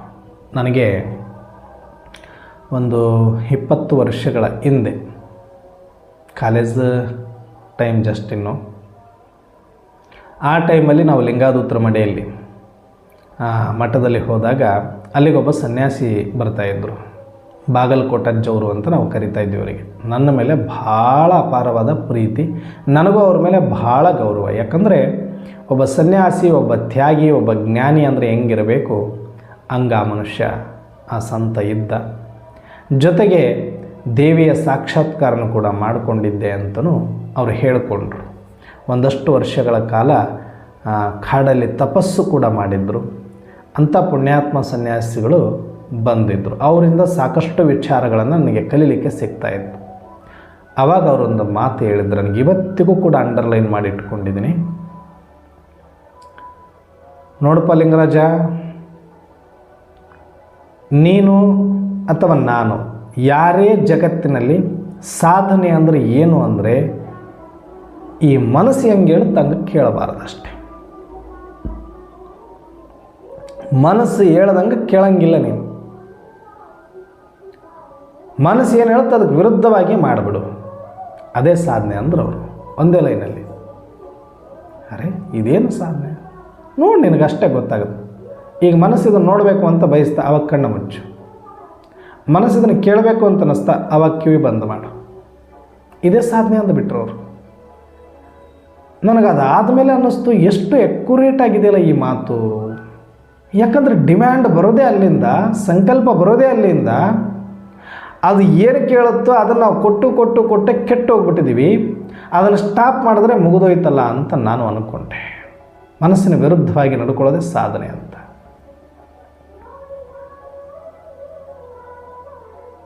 ಹಾಗೆ ಅನೇಕ ಸಂತರು ಶರಣರು ಯಾವುದ್ರ ಮೇಲೆ ಹೊರಕು ಮಾಡಿದರು ಅಂದರೆ, ಈ ಸಂಕಲ್ಪ, ಈ ಡಿಮ್ಯಾಂಡ್ಸ್ಗಳೇನಿದೆ, ಜ್ಞಾನೇಂದ್ರಿಯಗಳ ಡಿಮ್ಯಾಂಡ್ಸನ್ನೇ ಸಂಕಲ್ಪ ಅನ್ನೋದು, ಮನಸ್ಸು ಅನ್ನೋದು ಅಷ್ಟೇ, ಮತ್ತೇನಿಲ್ಲ. ಮನಸ್ಸನ್ನು ಗೆಲ್ಲೋದು ಅಂದರೆ ಈ ಪಂಚ ಜ್ಞಾನೇಂದ್ರಿಯಗಳ ಡಿಮ್ಯಾಂಡ್ಸನ್ನು ಗೆಲ್ಲೋದು ಅಂತ ಇಂಡೈರೆಕ್ಟಾಗಿ ಸ್ವಲ್ಪ ನಾನು ಬಿಡಿಸಿ ಒಳಗಡೆ ಹೋಗ್ತಾ ಇದ್ದೀನಿ ಅಷ್ಟೇ. ಇವತ್ತು ಆ ಮನಸ್ಸನ್ನು ದಾಟಿಕೊಂಡು ಮನಸ್ಸಿಗೆ ಆ ಥರ ಸಂಕಲ್ಪಗಳು ಬರಲಿಕ್ಕೆ ಕಾರಣ ಏನು ಅಂದರೆ ಈ ಪಂಚ ಇಂದ್ರಿಯಗಳು, ಜ್ಞಾನೇಂದ್ರಿಯಗಳಿಂದ ಅದರಗಳ ಡಿಮ್ಯಾಂಡ್ಸ್ ಅಷ್ಟೇ, ಮತ್ತೇನೂ ಇಲ್ಲ ಸಂಕಲ್ಪ. ಇದೇ ಥರ ಅನೇಕ ಸಂತರು, ಸನ್ಯಾಸಿಗಳು ಕಾಡಲ್ಲಿ ಕೂತ್ಕೊಂಡ್ರು, ಊಟ ಬಿಟ್ಟರು, ನೀರು ಬಿಟ್ಟರು, ಕೆಲವರು ಹಠಯೋಗಗಳನ್ನು ಮಾಡಿದ್ರು. ಎಲ್ಲಿ ತನಕ ಅಂದರೆ ಅದು ಎಷ್ಟೇ ಡಿಮ್ಯಾಂಡ್ ಮಾಡಿದ್ರು ಅಲಗಾಡ್ಲಾರ್ದಂಗೆ ಸ್ಥಿರವಾಗಿ ಕುಳಿತರು. ವರ್ಷಾನುಗಟ್ಟಲೆ ಉಪವಾಸ ಬಿಟ್ಟರು, ನೀರು ಕುಡಿಯೋದು ಬಿಟ್ಟರು, ದಂಡಿಸಿದರು. ಆದರೆ ಕೊನೆಗೆ ಅವ್ರಿಗೆ ಗೊತ್ತಾಯಿತು. ಎಷ್ಟೋ ಜನಂಗೆ ಭಾವ ಸಮಾಧಿಗೆ ಹೋದರು, ಸಮಾಧಿನ ಆದರು, ಧ್ಯಾನದಲ್ಲಿ ಹೋದರು ಅಂತೀವಿ, ಕೆಲವರು ಅಶರೀರಿ ಆದರು ಅಂತೀವಿ, ಆಗಿರ್ತಾರೆ. ಅದರ ಪ್ರಕಾರ ಆಯಾ ಸಮಯದಲ್ಲಿ ಅದಕ್ಕೂ ಕೂಡ ಒಂದು ಶಕ್ತಿ ಇರುತ್ತೆ, ಆ ಧ್ಯಾನಕ್ಕೆ, ಆ ಭಕ್ತಿಗೆ. ಅದರ ಪ್ರಕಾರ ಆ ಟೈಮಲ್ಲಿ ಇಚ್ಛಾಮರಣೆಗಳು ಕೆಲವರಾದರು, ಅಶರೀರಿ ಕೆಲವರಾದರು, ಪುನರ್ಜನ್ಮಕ್ಕಂತೂ ಹೋಗಲೇಬೇಕಿತ್ತು, ಹೋದರು. ಆದರೆ ಯಾರಿಗೂ ಕೂಡ ಮುಕ್ತಿ ಸಿಗುತ್ತೆ ಅಂತ ನಾವಿಲ್ಲಿ ತನಕ ಅಂದ್ಕೊಂಡಿದ್ವಿ. ಆದರೆ ಪರಮಾತ್ಮ ಹೇಳೋ ಪ್ರಕಾರ ಇಲ್ಲಿ ತನಕ ಯಾರಿಗೂ ಮುಕ್ತಿ ಇಲ್ಲ. ಯಾಕಂದರೆ ಎಲ್ಲರೂ ಬಂದಿರೋದು ಪಾತ್ರ ಮಾಡಲಿಕ್ಕೆ, ಇಲ್ಲಿ ಯಾರು ಇದರಿಂದ ತಪ್ಪಿಸ್ಕೊಳ್ಳೋಕೆ ಆಗಲ್ಲ ಅನ್ನುವ ಸತ್ಯ ನಮಗೀಗ ಗೊತ್ತಾಗಿದೆ. ಆದರೆ ಅಲ್ಲಿ ಹೋಗಿ ಹಠಯೋಗ ಮಾಡಿದರೂ ಕೂಡ ಮನೆ ಬಿಟ್ಟು ಬರಬಹುದಲ್ಲ ಹೊರತಾಗಿ ಮನ ಬಿಟ್ಟು ಬರಲಹುದೇ, ಮಂಕುತಿಮ್ಮನ ಕಗ್ಗದಲ್ಲಿ ಕೇಳ್ತಾರೆ. ಮನೆ ಬಿಟ್ಟು ತೊರೆಯಬಹುದು, ಮನೆ ತೊರೆಯಬಹುದಲ್ಲದೆ ಮನ ತೊರೆಯಬಹುದೇ. ಅವರೆಲ್ಲ ಸನ್ಯಾಸಿಗಳು ಮನೆ ಬಿಟ್ಟು ಹೋಗಿರಬಹುದು, ಸಂಸಾರ ಬಿಟ್ಟು ಹೋಗಿರಬಹುದು, ಜಗತ್ತು ಬಿಟ್ಟು ಹೋಗಿರಬಹುದು. ಆದರೆ ಸಂಸಾರ ಅವರು ಅಂದ್ಕೊಂಡಿದ್ದಾರೆ ಹೊರಗಡೆ ಇದೆ ಅಂತ, ಒಳಗಡೆನೇ ಇದೆ. ಹೆಂಡತಿನ ಬಿಟ್ಟು ಹೋಗಿರ್ಬೋದು, ಆದರೆ ಹೆಂಡತಿಯ ನೆನಪು ಇಲ್ಲೇ ಮೆಮೊರಿ ಕಾರ್ಡಲ್ಲಿದೆ. ಮನೆ ಬಿಟ್ಟು ಹೋಗಿರ್ಬೋದು, ಮನೆ ನೆನಪು ಮೆಮೊರಿ ಕಾರ್ಡಲ್ಲಿದೆ. ರುಚಿ ಬಿಟ್ಟು ಹೋಗಿರ್ಬೋದು, ರುಚಿ ಇಲ್ಲಿದೆ. ಪದಾರ್ಥಗಳನ್ನು ಬಿಟ್ಟು, ರುಚಿಯ ಪದಾರ್ಥಗಳು, ಅದು ರುಚಿಯಲ್ಲಿದೆ, ಇಲ್ಲಿದೆ. ಅನೇಕ ನೋಟಗಳನ್ನು ಬಿಟ್ಟು ಹೋಗಿರ್ಬೋದು, ಆದರೆ ಎಲ್ಲಿದೆ ಅದು ಮೆಮೊರಿ ಆಲ್ರೆಡಿ ಇದೆ. ಅಂದರೆ ಯಾವ ಪ್ರಪಂಚವನ್ನು ಸ್ಥೂಲವಾಗಿ ನೋಡ್ತಾ ಇದೆಯೋ ಸ್ಥೂಲವಾಗಿ ಬಿಟ್ಟಿದೆ, ಅದರ ಸೂಕ್ಷ್ಮವಾಗಿ ಒಳಗಡೆನೇ ಇರುತ್ತೆ ಅದು ಮನದಲ್ಲಿ, ಸಂಸ್ಕಾರದಲ್ಲಿ. ಅವ್ರ ಮನಸ್ಸು ಅಂತ ಹೇಳ್ತಾರೆ, ಗೊತ್ತಿಲ್ವಲ್ಲ ಸಂಸ್ಕಾರ ಅಂತ, ಮನಸ್ಸು ಅಂತಿದ್ರೆ ಮನಸ್ಸಲ್ಲೆಲ್ಲ ಸಂಸ್ಕಾರದಲ್ಲಿ ಇರುತ್ತೆ, ಸೂಕ್ಷ್ಮ ಇಂದ್ರಿಯಗಳಲ್ಲಿ. ಯಾಕಂದರೆ ಮೆಮೊರಿ ಕಾರ್ಡ್ ಅದು, ಚಿಪ್ ಅದು. ಅದನ್ನು ತೆಗಿಯೋಕೆ ಏನಾದ್ರು ಬಂತನು ಸನ್ಯಾಸಿಗಳಿಗೆ ಅಂತ ಕೇಳ್ತಾರೆ. ಹೆಂಡತಿ ಬಿಟ್ಟು ಹೋದ, ಆದರೆ ಹೆಂಡತಿ ನೆನಪು ಬಿಟ್ಟು ಕೇಳತ್ತಿಗೆ ಎಷ್ಟು ವರ್ಷ ಬೇಕಾಯಿತು. ಭಾಳ ಆಕೆ ಜೊತೆ ಪ್ರೀತಿ ಇದ್ದರೆ ಭಾಳ ವರ್ಷ, ಅದು ಸಾಕಾಗಿ ಹೋಗಿತ್ರಿ ಅಂದ್ರೆ ಸ್ವಲ್ಪ ಜಲ್ದಿ ಮರಿಬೋದು ಅದನ್ನು. ಆದರೆ ಹೊರಗಿನ ವಸ್ತುಗಳನ್ನು, ಹೊರಗಿನ ವ್ಯಕ್ತಿಗಳನ್ನು, ಹೊರಗಿನ ಪದಾರ್ಥಗಳನ್ನು ಬಿಡಬೇಕು ಅಂತಂದರೆ ಹಠದಿಂದ ನಾವು ಅವುಗಳನ್ನು ಕಟ್ಟು ಮಾಡಿದರೆ ಆಗೋದಲ್ಲ ಅಂತ ಅವರಿಗೆ ಗೊತ್ತಾಗಲಿಲ್ಲ. ಈ ಕರ್ಮೇಂದ್ರಿಯಗಳನ್ನು ಕಂಟ್ರೋಲ್ ಮಾಡಿದರೆ ಈ ಜ್ಞಾನೇಂದ್ರಿಯಗಳು ಏನು ಮಾಡ್ತವೆ? ನಾವು ಜುಟ್ಟ ಹಿಡ್ಕೊಂಡ್ಬಿಟ್ರೆ, ಬೇರು ಹಿಡ್ಕೊಂಡ್ಬಿಟ್ರೆ, ಕಾಲು ಹಿಡ್ಕೊಂಡ್ಬಿಟ್ರೆ ಒಬ್ಬ ಮನುಷ್ಯ ಹೆಂಗೆ ಮುಂದೆ ಹೋಗಲಿಕ್ಕೆ ಆಗೋದಿಲ್ವೋ ಹಾಗೆ ಈ ಜ್ಞಾನೇಂದ್ರಿಯಗಳಿಗೆ ರೆಕ್ಕೆಗಳು ಅಥವಾ ಕಾಲುಗಳಂದರೆ ಯಾವುದು ಹಾರಲಿಕ್ಕೆ ಅಂದರೆ ಈ ಕರ್ಮೇಂದ್ರಿಯಗಳು, ಈ ಶರೀರ. ಇದನ್ನು ಸ್ಥಿರವಾಗಿ ಇಟ್ಟುಬಿಟ್ರೆ, ಇದನ್ನೇ ಕೂಡಿಸಿಬಿಟ್ರೆ, ಕಟ್ಟಿ ಹಾಕಿಬಿಟ್ರೆ ಎಲ್ಲಿ ತನಕ ಹೋಗ್ಬೋದದು? ನೆನಪು ಮಾಡ್ಕೋಬೋದು ಅಷ್ಟೇ ತಾನೇ, ಇನ್ನೇನು ಮಾಡ್ತವೆ ಅಂದ್ಕೊಂಡ್ರು. ಆದರೆ ಒಂದು ಸಲ ಅಲ್ಲ ನೆನಪದು. ಯಾವಾಗ ಅದ್ರ ಜೊತೆಗಿದ್ದಾಗ ಒಂದು ಸಲ ನೋಡಿಬಿಟ್ರೆ ಸಾಕು ಅನಿಸ್ತಿತ್ತು, ಮತ್ತು ನೆಕ್ಸ್ಟ್ ಅಂತಿತ್ತು. ಈಗ ಹಂಗಾಗಲಿಲ್ಲ, ಒಳಗೆ ಗಿರ್ರ ಅಂತ ತಿರುಗಕ್ಕೆ ಸ್ಟಾರ್ಟ್ ಆಗೋಯ್ತದು. ಬೇಕು ಬೇಕು ಬೇಕು ಬೇಕು ಬೇಕು ಬೇಕು ಬೇಕು ಡಿಮ್ಯಾಂಡ್, ಹೋರಾಟ, ಸ್ಟ್ರೈಕ್ ಎಲ್ಲ ಸ್ಟಾರ್ಟ್ ಮಾಡ್ಕೊಂಬಿಟ್ಟು ಅವು. ಎಲ್ಲಿ? ಈತ ಹೋಗಿ ಧ್ಯಾನಕ್ಕೆ ಕೂತ್ಕೊಂಡಾಗ, ಕಾಡಲ್ಲಿ ವೈರಾಗ್ಯದಿಂದ ಧ್ಯಾನಕ್ಕೆ ಕೂತ್ಕೊಂಡಾಗ ಒಳಗಡೆ ಡಿಮ್ಯಾಂಡ್ಸ್ ಇನ್ನೂ ಸ್ಟಾರ್ಟ್ ಆಗೋಗ್ಬಿಡ್ತು, ಫುಲ್ ಜೋರಾಗಿ ಸ್ಟಾರ್ಟ್ ಆಗೋಯ್ತದು. ಯಾಕಂದ್ರೆ ಅಲ್ಲಿ ತನಕ ಕೊಟ್ಟು ಕೊಟ್ಟು ಕೊಟ್ಟು ಕಲಿಸಿರ್ತೀವಿ ಮಕ್ಕಳಿಗೆ. ಆ ಟೈಮ್ ಸರಿಗೆ ಹೋಗಿ ಹೋಗಿ ಹೋಗಿ ನೀವು ತಿನ್ನಿಸಿದ್ರೆ, ಚಾಕ್ಲೇಟ್ ಕೊಟ್ಟಿದ್ರಿ ಅಂದರೆ ಒಂದು ದಿನ ಕೊಟ್ಟಿಲ್ಲ ಅಂದರು 364 ದಿನ ಕೊಟ್ಟು ಒಂದು ದಿನ ಕೊಟ್ಟಿಲ್ಲ ಅಂದರೂ ಕೂಡ ಊರೆಲ್ಲ ಒಂದು ಮಾಡಾಕ್ಬಿಡುತ್ತೆ. ಏನು ಇವ್ರು ಕೊಡಿಸೋದೇ ಇಲ್ಲೇನೋ, ತಿನ್ನಿಸೋದೇ ಇಲ್ಲೇನೋ ಅಂತ. ಮಕ್ಕಳು ಹಂಗೆ ಅವು ಈಟಿದ್ರೆ ಇಷ್ಟು ಮಾಡಿಬಿಡ್ತವೆ. ಹಾಗೆ ಈ ಜ್ಞಾನೇಂದ್ರಿಯಗಳು ಇಲ್ಲಿ ತನಕ ಅಷ್ಟು ಕೊಟ್ಟಿದ್ದಾನೆ ಆ ಮನುಷ್ಯ. ಇವಾಗೇನೋ ವೈರಾಗ್ಯ ಬಂದಿದೆ, ಹೋಗಿ ಧ್ಯಾನ ತಪಸ್ಸಲ್ಲಿ ಕೂಡ್ತಾನೆ, ಸ್ವಲ್ಪ ಬಿಟ್ಟು ಬಿಡೋಣ ಅಂತ ಎಕ್ಸ್ಕ್ಯೂಸ್ ಕೊಡ್ತವೇನೋ. ನೀನು ಎಷ್ಟು ವರ್ಷ ಮಾಡಿದೆಯಾ ತಮ್ಮ, ಅದು ಲೆಕ್ಕ ಇಲ್ಲ. ನೀನು ಎಷ್ಟು ಅಂದ ಚಂದ ಮಾಡಿದೆಯಾ ಲೆಕ್ಕ ಇಲ್ಲ. ಎಷ್ಟು ಉಣಿಸಿ ತಿನ್ನಿಸಿದೆ ಅದು ನೋಡೋದೇ ಇಲ್ಲ. ಮಕ್ಕಳಿಗೆ ಏನಂದ್ರೆ ಆಟ ಇದ್ದಂಗೆ ಆಡತನ ಆಡೋದು, ಜಾಡಿಸಿ ಒದ್ದು ಹೋಗ್ಬಿಡೋದು ಅಷ್ಟೇ. ತಮಗೆ ಬೇಕಾಡ್ತವೆ, ಇಲ್ಲ ಜಾಡಿಸಿ ಒದ್ದು ಹೋಗ್ಬಿಡ್ತವೆ.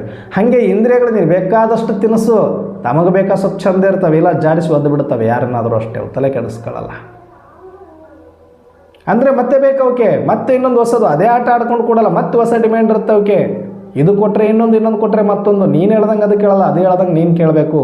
ಪರಾಧೀನ್, ಇಂದ್ರಿಯ ವಶ್ ಆಗ್ಬಿಟ್ಟಿರ್ತೀನಿ.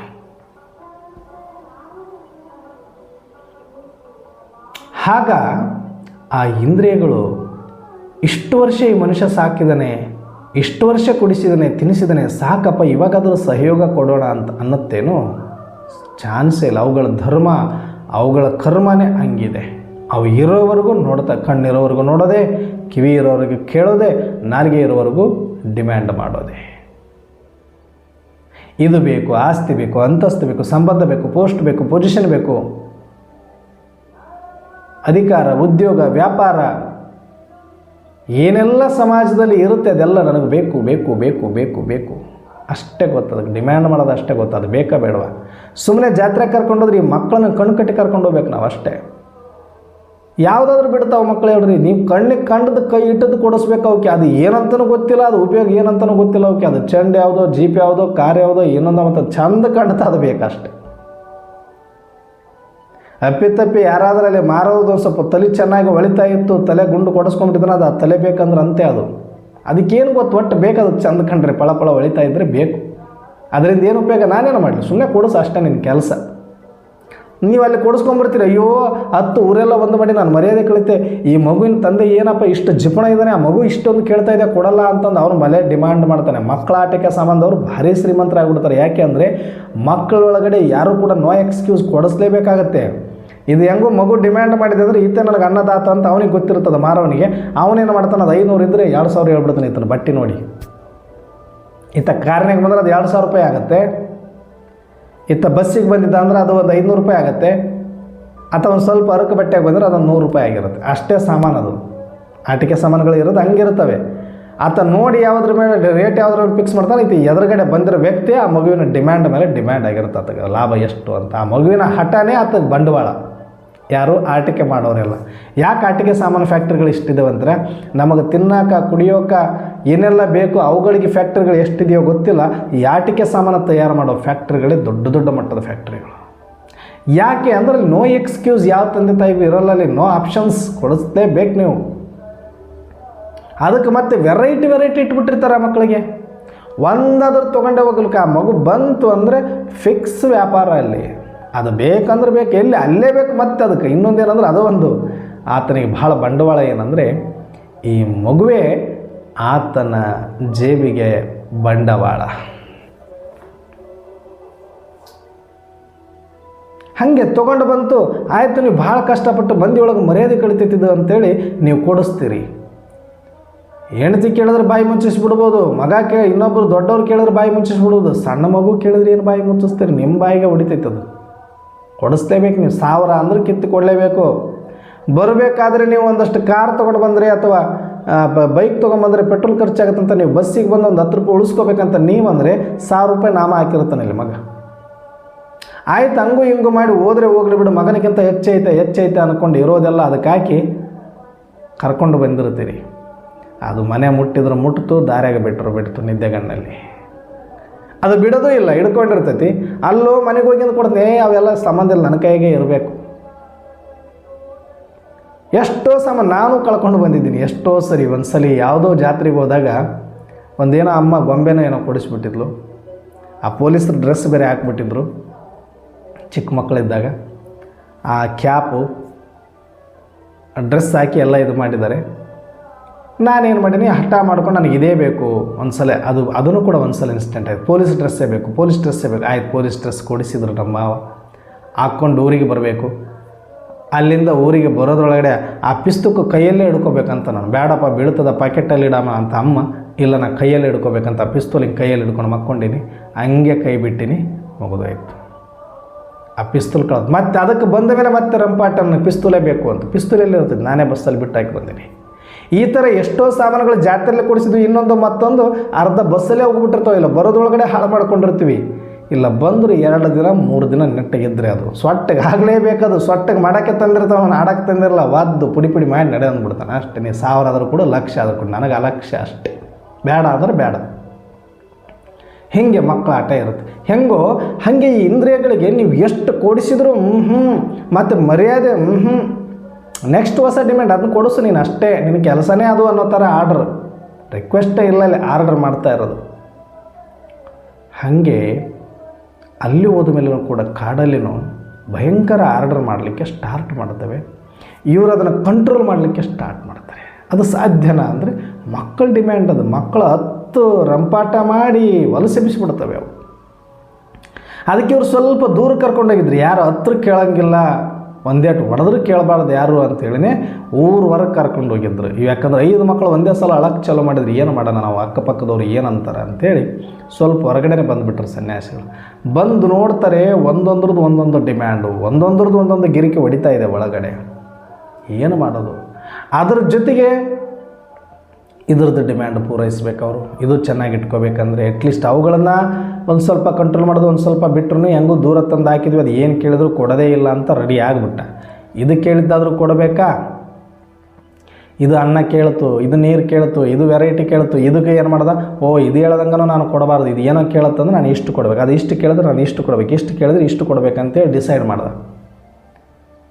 ಆವಾಗ ಏನಾಗೋಯ್ತು, ಸ್ವಲ್ಪ ಸುಸ್ತಾಗ್ತಾ ಬಂತು ಶರೀರ ಸುಸ್ತಾಗ್ತಾ ಬಂದಾಗ ಇವಕ್ಕೂ ಕೂಡ ಶಕ್ತಿ ಯಾವುದು? ಇಂದ್ರಿಯಗಳಿಗೆ ಒಳಗಡೆ ಚೈತನ್ಯ ಇದ್ದಾಗ, ಶಕ್ತಿ ಇದ್ದಾಗ ಅವು ಪುಟದು ಮಾತಾಡ್ತಿದ್ವು. ಯಾವಾಗಿದ್ದ ಶರೀರವನ್ನು ದಂಡಿಸ್ಲಿಕ್ಕೆ ಸ್ಟಾರ್ಟ್ ಮಾಡಿಬಿಟ್ಟ, ಅದರ ಬೇರಿಗೆನೇ ಹೊಡೆತ ಬಿದ್ದಂಗೆ ಆಯಿತು. ಇದರ ಚಿಗುರದ ಕಡಿಮೆ ಆಯಿತು ಸ್ವಲ್ಪ. ಈ ಒಂದು ಇಂದ್ರಿಯಗಳೇನಿದೆ ಅವುಗಳ ಚಿಗುರುವಿಕೆ, ಅವುಗಳ ಡಿಮ್ಯಾಂಡು, ಅವುಗಳ ಆಟ ಸ್ವಲ್ಪ ಕಡಿಮೆ ಆದಂಗೆ ಅನ್ನಿಸ್ತು. ಸನ್ಯಾಸಿಗೆ ಅನ್ಸೋಕ್ಕೆ ಸ್ಟಾರ್ಟ್ ಆಯಿತು, ಯಾಕೋ ಇದು ಸ್ವಲ್ಪ ಸೂತ್ರ ಸರಿಯಾಗಿದೆ ಅನ್ನಿಸ್ತಾ ಇದೆ, ಅದರ ಮೂಲ ಇಲ್ಲೇ ಇದೆ ಅನ್ನಿಸ್ತಾ ಇದೆ. ಈ ಶರೀರವನ್ನೇ ದಂಡಿಸಿಬಿಟ್ರೆ, ಈ ಶರೀರದ ಡಿಮ್ಯಾಂಡ್ಗಳನ್ನು ಕಟ್ ಮಾಡಿಬಿಟ್ರೆ ಅವುಗಳಿಗೇನೂ ಇಲ್ಲ, ಶರೀರದ ಊಟನೇ ಅವುಗಳಿಗೆ ಬೂಸ್ಟ್ ಆಗ್ತಾ ಇದೆ, ಇದನ್ನೇ ಕಟ್ ಮಾಡಿಬಿಟ್ರೆ ಆಯಿತು ಅಂತ ಶರೀರವನ್ನು ದಂಡಿಸ್ಲಿಕ್ಕೆ ಅದಕ್ಕೆ ಊಟ ಕೊಡೋದು, ನೀರು ಕೊಡೋದು ಬಿಟ್ಟು ಧ್ಯಾನದಲ್ಲಿ ಕೂಡಿಸ್ತಾ, ಹಿಂಸೆ ಮಾಡಿ ಮಾಡಿ ಮಾಡಿ ಹಠ ಯೋಗ ಮಾಡಿ ಮಾಡಿ ಮಾಡಿ ಮನಸ್ಸಲ್ಲಿ ಅದನ್ನು ನೊಂದು ಬೆಂದು ಹಠ ಮಾಡಿ ಒತ್ತಿ ಒತ್ತಿ ಒತ್ತಿ ಹಿಂಗೆ ಹಿಡಿದಿಟ್ಟು ಸ್ಪ್ರಿಂಗ್ ಅದು ಹಿಂಗೆ ಎಷ್ಟೊತ್ತು ಹಿಡಿದಿಟ್ರು ಹಂಗೆ ಕಾಣಿಸುತ್ತೆ ಅಷ್ಟೇ. ಸ್ವಲ್ಪ ಹಿಂಗೆ ಒಂದು ಕ್ಷಣ ತೆಗೆದ್ರೆ ಮತ್ತೆ ಎಕ್ಕದಮ್ಮ ಅದ್ರ ಡಬಲ್ ಹೊಡಿತದ ಜೋರಾಗಿ. ಅದು ಹಾಗೆ ಈ ಅದಿಮೆ ಇಟ್ಕೊಂಡು ಒಂದು 5 ವರ್ಷ 10 ವರ್ಷ ನೋಡಿದರು. ಆವಾಗಲೂ ಅದೇ ಹೆಂಡತಿ ನೆನಪು, ಆವಾಗಲೂ ಅದೇ ಮಕ್ಕಳ ನೆನಪು, ಆವಾಗಲೂ ಅದೇ ಪ್ರಪಂಚದ ನೆನಪು, ಆವಾಗಲೂ ಅದೇ ಡಿಮ್ಯಾಂಡ್ಸ್ಗಳು. ಅಷ್ಟೊತ್ತಿಗೆ ಶರೀರ ಕೃಶವಾಗ್ತಾ ಹೋಯಿತು. ಶರೀರದಲ್ಲಿ ಶಕ್ತಿ ಕಡಿಮೆ ಆದಂತೆ ದೇಹ ಬೆಳೆದಂತೆಲ್ಲ ಮನಸ್ಸು ಬೆಳೆಸುವುದು, ಆಸೆ ಬೆಳೆಯುವುದು ಅಂತಾರೆ. ಹಾಗೆ ದೇಹನೇ ಕೃಷಿ ಆಗ್ತಾ ಹೋದಾಗ ಇಂದ್ರಿಯಗಳ ಡಿಮ್ಯಾಂಡ್ಸ್ಗಳ ಫೋರ್ಸ್ ಕಡಿಮೆ ಆಗ್ತಾ ಬಂತು. ಯಾಕಂದರೆ ಅದಕ್ಕೆ ಪ್ರೋಟೀನ್ಸ್ ಇದ್ರೇ ಒಳಗಡೆ ಫೋರ್ಸ್, ಅದಕ್ಕೆ ಸ್ಟ್ರೈಕ್ ಮಾಡಲಿಕ್ಕೆ ಜನಸಂಖ್ಯೆ ಇದ್ದಂಗೆ. ಆ ಸಂಘಟನೆ ಬಲ ಇದೆ ಅಂತಂದ್ರೆ ಅದಕ್ಕೆ ಶಕ್ತಿ ಯಾವಾಗ ಅಂತಂದ್ರೆ ಜನಬಲ ಇದ್ದ. ಇಲ್ಲಿ ಹಂಗಲ್ಲ, ವಿಟಮಿನ್ ಬಲ ಇದ್ದಾಗ ಇವುಗಳ ಡಿಮ್ಯಾಂಡ್ ಜಾಸ್ತಿ ಆಗ್ತಾ ಹೋಗ್ತಿತ್ತು. ಅದಕ್ಕೆ ಆತ ಇದನ್ನೇ ಕಟ್ ಮಾಡಿದ್ರೆ ಆಯಿತು ಅಂತ ಅದನ್ನು ಧ್ಯಾನ ಅಂದ್ಕೊಂಡು ಕೆಲವೊಂದಷ್ಟು ಯೋಗ ಮಾಡ್ತೀನಿ, ಧ್ಯಾನ ಮಾಡ್ತೀನಿ ಅಂತ ಊಟ ನೀರು ಬಿಟ್ಟು ಹಠ ಯೋಗ ಮಾಡಿ ಶರೀರವನ್ನು ಕೃಷ ಮಾಡಿಕೊಂಡು ಅದರಿಂದ ಏನೋ ಒಂದು ಸಾಧಿಸಿಬಿಟ್ಟೆ ಅಂತ ನೋಡೋಕೆ ಹೋಗ್ತಾನೆ. ಏನು ಉಳಿದಿದೆ ಆವಾಗ? ಶರೀರಕ್ಕೆ ಶರೀರ ಇಲ್ಲ, ಆರೋಗ್ಯಕ್ಕೆ ಆರೋಗ್ಯ ಇಲ್ಲ. ಈ ಕಡೆ ಏನೋ ಮಾಡಿಬಿಟ್ಟಿನಿ ಅಂತಂದ್ರೆ ಅವುಗಳಂತೂ ಶಾಂತ ಆಗಲಿಲ್ಲ. ಹೋಗಲಿ, ಇಷ್ಟು ಹೆಂಗೂ ಕೊಡೋದಿಲ್ಲ, ಹಠ ಮಾಡ್ತಂತ ಅವು ಇನ್ನೂ ಹಠ ನಿಲ್ಲಿಸಿಲ್ಲ, ಸುಮ್ಮನೆ ಮಲ್ಕೊಂಡಿದ್ದಾವೆ, ಸ್ಟ್ರೈಕ್ ಮಾತ್ರ ಬಿಟ್ಟಿಲ್ಲ ಅವು ಅಂತ ಗೊತ್ತಾಗೋಯ್ತು. ಸ್ಟ್ರೈಕ್ ಮಾಡ್ತಾನೆ ಇದ್ದಾವೆ, ಮಲ್ಕೊಂಡಿದ್ದಾವೆ ಅಷ್ಟೇ, ರಾತ್ರಿ ಆಗಿದೆ ಅಂತ ಅಥವಾ ಹಸಿವಾಗಿದೆ ಅಂತ, ನಿತ್ರಾಣ ಆಗಿದೆ ಅಂತ ಸ್ಟ್ರೈಕಲ್ಲೇ ಇದ್ದಾರೆ ಅವರು. ಉಪವಾಸ ಸತ್ಯಾಗ್ರಹ ಮಾಡ್ತಾರಲ್ಲ, ಹಂಗೆ ಉಪವಾಸ ಸತ್ಯಾಗ್ರಹ ಮಾಡ್ದಂಗೆ ಆಯ್ತದಷ್ಟೆ. ಆ ಡಿಮ್ಯಾಂಡ್ಸೇ ಹೋಗಲಿಲ್ಲ. ಆವಾಗ ಪೂರ್ತಿ ಅವರು ಗೆಲ್ಲಕ್ಕೆ ಆಗಿಲ್ಲ.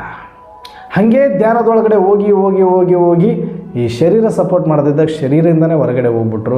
ಅದನ್ನು ಕೆಲವರು ಸಮಾಧಿ ಅಂದ್ಕೊಂಡ್ರು, ಕೆಲವರು ಅಶರೀರಿ ಅಂದ್ಕೊಂಡ್ರು, ಕೆಲವರು ಮುಕ್ತಿ ಅಂದ್ಕೊಂಡ್ರು, ಏನೇನೋ ಅರ್ಥಗಳನ್ನು ಮಾಡಿಕೊಂಡ್ರು. ಅದು ಭಕ್ತಿ ಮಾರ್ಗದ ಪಾತ್ರ, ಅದಕ್ಕೂ ಒಂದು ಬೆಲೆ ಇದೆ, ಗೌರವ ಇದೆ. ಅದ್ರದ್ದು ಏನು ನಡಿಬೇಕು ಪಾತ್ರ ಬಹಳ ಚಂದ ಅವಾಗ ಮಾಡಿದ್ರು. ಅದು ಭಕ್ತಿ ಮಾರ್ಗ, ಅಂಜಾನ ಮಾರ್ಗ. ಅದು ಸರಿಯಾದ ವಿಧಾನ ಅಲ್ಲ. ಭಗವಂತ ಹೇಳ್ತಾ ಇರೋದು. ಅದು ಸರಿಯಾದ ವಿಧಾನ ಅಲ್ಲ. ಇದರ ಮೂಲ ನಿಮಗೆ ಗೊತ್ತಾಗಿಲ್ಲ, ಅದಕ್ಕೆ ನೀವು ಇದನ್ನು ಕಂಟ್ರೋಲ್ ಮಾಡೋಕ್ಕೆ ಆಗಲಿಲ್ಲ. ಏನು ಕಂಟ್ರೋಲ್ ಮಾಡೋದು? ಮತ್ತೆ ಇದಕ್ಕೇನು ಆಧಾರ ಇದೆ? ಇದನ್ನೇನು ಮಾಡಬೇಕು ಅಂದರೆ ಸ್ವಯಂ ಪರಮಾತ್ಮ ಈ ಸೃಷ್ಟಿಯಲ್ಲಿ ಬಂದು ಅದರ ಸೂತ್ರವನ್ನು ಕೊಡ್ತಾರೆ, ಫಾರ್ಮುಲಾವನ್ನು ಕೊಡ್ತಾರೆ. ಈ ಪಂಚ ಇಂದ್ರಿಯಗಳ ಡಿಮ್ಯಾಂಡ್ಸ್ಗಳನ್ನು ಕಟ್ ಮಾಡಬೇಕು ಅಂದರೆ ಏನು ಮಾಡಬೇಕು? ಈ ಶರೀರದ ಡಿಮ್ಯಾಂಡ್ಗಳನ್ನು ಕಟ್ ಮಾಡಬೇಕಂದ್ರೆ ಏನು ಮಾಡಬೇಕು? ಏನು ಮಾಡಬಹುದು? ಸರಿಯಾದ ಇದಕ್ಕೆ ರೂಟ್ ಯಾವುದು ಅಂತ ಪರಮಾತ್ಮ ಜ್ಞಾನದ ಮುಖಾಂತರ, ಯಾವಾಗ ಸ್ವಯಂ ಸೃಷ್ಟಿಕರ್ತ ಪರಮಾತ್ಮ ಪ್ರಜಾಪಿತ ಬ್ರಹ್ಮನ ಶರೀರದೊಳಗಡೆ ಬಂದು ಈ ಸೃಷ್ಟಿಯ ರಹಸ್ಯಗಳನ್ನು, ಫಾರ್ಮುಲಾಗಳನ್ನು ನಮಗೆ ಹೇಳಿಕೊಟ್ಟ ಮೇಲೇ ಅವುಗಳನ್ನು ಅಪ್ಲೈ ಮಾಡ್ತಾ ಹೋದ್ವಿ, ಆಟೋಮೆಟಿಕ್ ಸೆಟ್ಲ್ ಆಗ್ತಾ ಬಂತು ನಮ್ಮದೆಲ್ಲ ವ್ಯವಹಾರ. ಏನು ಮಾಡಬೇಕು ನೀವು? ಏನಿಲ್ಲ, ನೀವೆಲ್ಲಿ ತನಕ ಅಧೀನರಾಗಿರ್ತೀರೋ ಅಲ್ಲಿ ತನಕ ನೀವು ಏನು ಮಾಡಿದರೂ ಅದು ಸಾಧನೆ ಆಗೋದಿಲ್ಲ.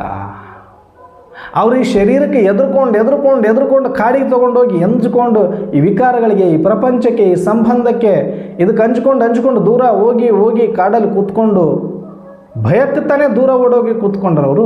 ಭಯ ಪಟ್ಟಾದರೆ ನೀವು ಅಧೀನ ಅಂತಲೇ ಅದು ತಿಳ್ಕೊಳ್ಳುತ್ತೆ, ಅದು ಆರ್ಡರ್ ಮಾಡ್ತಾನೆ ಇರುತ್ತೆ. ಏನು ಮಾಡಬೇಕು? ಪೋಸ್ಟ್ ಚೇಂಜ್ ಆಗಬೇಕು ನಿಮ್ಮದು. ಡೈರೆಕ್ಟ್ ಭಗವಂತ ಎಲ್ಲಿಗೆ ಬಂದರು ಅಂದ್ರೆ ಪೋಸ್ಟ್ ಚೇಂಜ್ ಮಾಡೋ ಕಡೆಗೆ ನೋಡಿದರು. ನೀನು ಬಿಕಾರಿ ಅಂತ ಅಂದ್ಕೊಂಡ್ರೆ, ನೀನು ಅಧೀನ ಅಂದ್ಕೊಂಡ್ರೆ, ನೀನು ಪರವಶ ಅಂದ್ಕೊಂಡ್ರೆ, ಪರಾಧೀನ ಅಂದ್ಕೊಂಡ್ರೆ ನಿನ್ನ ಮೇಲೆ ಅಧಿಕಾರ ದಬ್ಬಾಳಿಕೆ ಮಾಡೋರೇ, ನಿನ್ನ ಮೇಲೆ ಡಿಮ್ಯಾಂಡ್ಸ್ಗಳನ್ನು ಹೇರೋರೇ, ನಿನ್ನ ಮೇಲೆ ಆಡಳಿತ ನಡೆಸೋರೇ. ನೀನು ಪೋಸ್ಟಲ್ಲಿ ಚೇಂಜ್ ಆಗು, ಪ್ರಮೋಷನ್ ತಗೊಳ್ಳೋದ ಹೊರತು ಮುಕ್ತಿ ಇಲ್ಲ. ಏನು ಪೋಸ್ಟ್ ತೊಗೊಳ್ಬೇಕು? ಇರೋದೇ ಒಂದು, ಇನ್ನೇನು ಪೋಸ್ಟ್ ತೊಗೋಬೋದು? ನಾನು ಇಷ್ಟೆಲ್ಲ ಮಾಡ್ತಾ ಇದ್ದೀನಿ. ಇಲ್ಲೇ ಮಿಸ್ಟೇಕ್ ಇರೋದು. ಯಾವುದನ್ನು ನೀನು ಆಧಾರ ಅನ್ಕೊಂಡಿದೆಯೋ ಅದು ಆಧಾರ ಅಲ್ಲ, ಅದು ನಿನಗೆ ಅಧಿಕಾರಿನೂ ಅಲ್ಲ, ಅದು ನಿನ್ನ ಅಧೀನ ಅಂತ ತಿಳ್ಕೋ. ಉಲ್ಟಾ ಬಂದರು ಭಗವಂತ. ಯಾವುದು? ಈ ಶರೀರ ನನಗೆ ಆಧಾರ ಅಂತ ನೀನು ತೊಗೊಂಡಿದೀಯಾ, ಇದು ಹೇಳ್ದಂಗೆ ನಾನು ಕೇಳಲೇಬೇಕು ಅಂತ ನೀನು ಅಂದ್ಕೊಂಡಿಲ್ಲ. ಆ ಮನಸ್ಥಿತಿಯಿಂದ ಹೊರಗಡೆ ಬಾ, ಆ ಪರಿಸ್ಥಿತಿಯಿಂದ ಹೊರಗಡೆ ಬಾ. ಯಾಕೆ? ಹೆಂಗೆ? ಯಾಕೆ ಅಂದರೆ ಈ ಶರೀರ ನಿನಗೆ ಆಧಾರ ಅಲ್ಲ,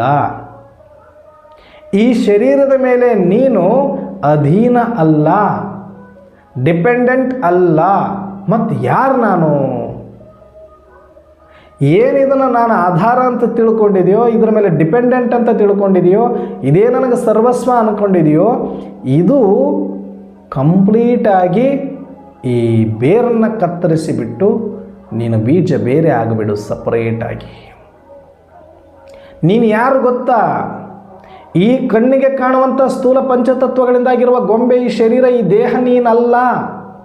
ಇದರ ಡಿಮ್ಯಾಂಡ್ ಪೂರೈಸಬೇಕು ಅಂತ ಯಾವ ನಿಯಮ ಇಲ್ಲ, ಯಾವ ನಿಯಮ ಇಲ್ಲ. ಪೂರೈಸಲೇಬೇಡ ನೀನು ಇದ್ರ ಡಿಮ್ಯಾಂಡ್ಗಳನ್ನು. ಯಾರು ನೀನು?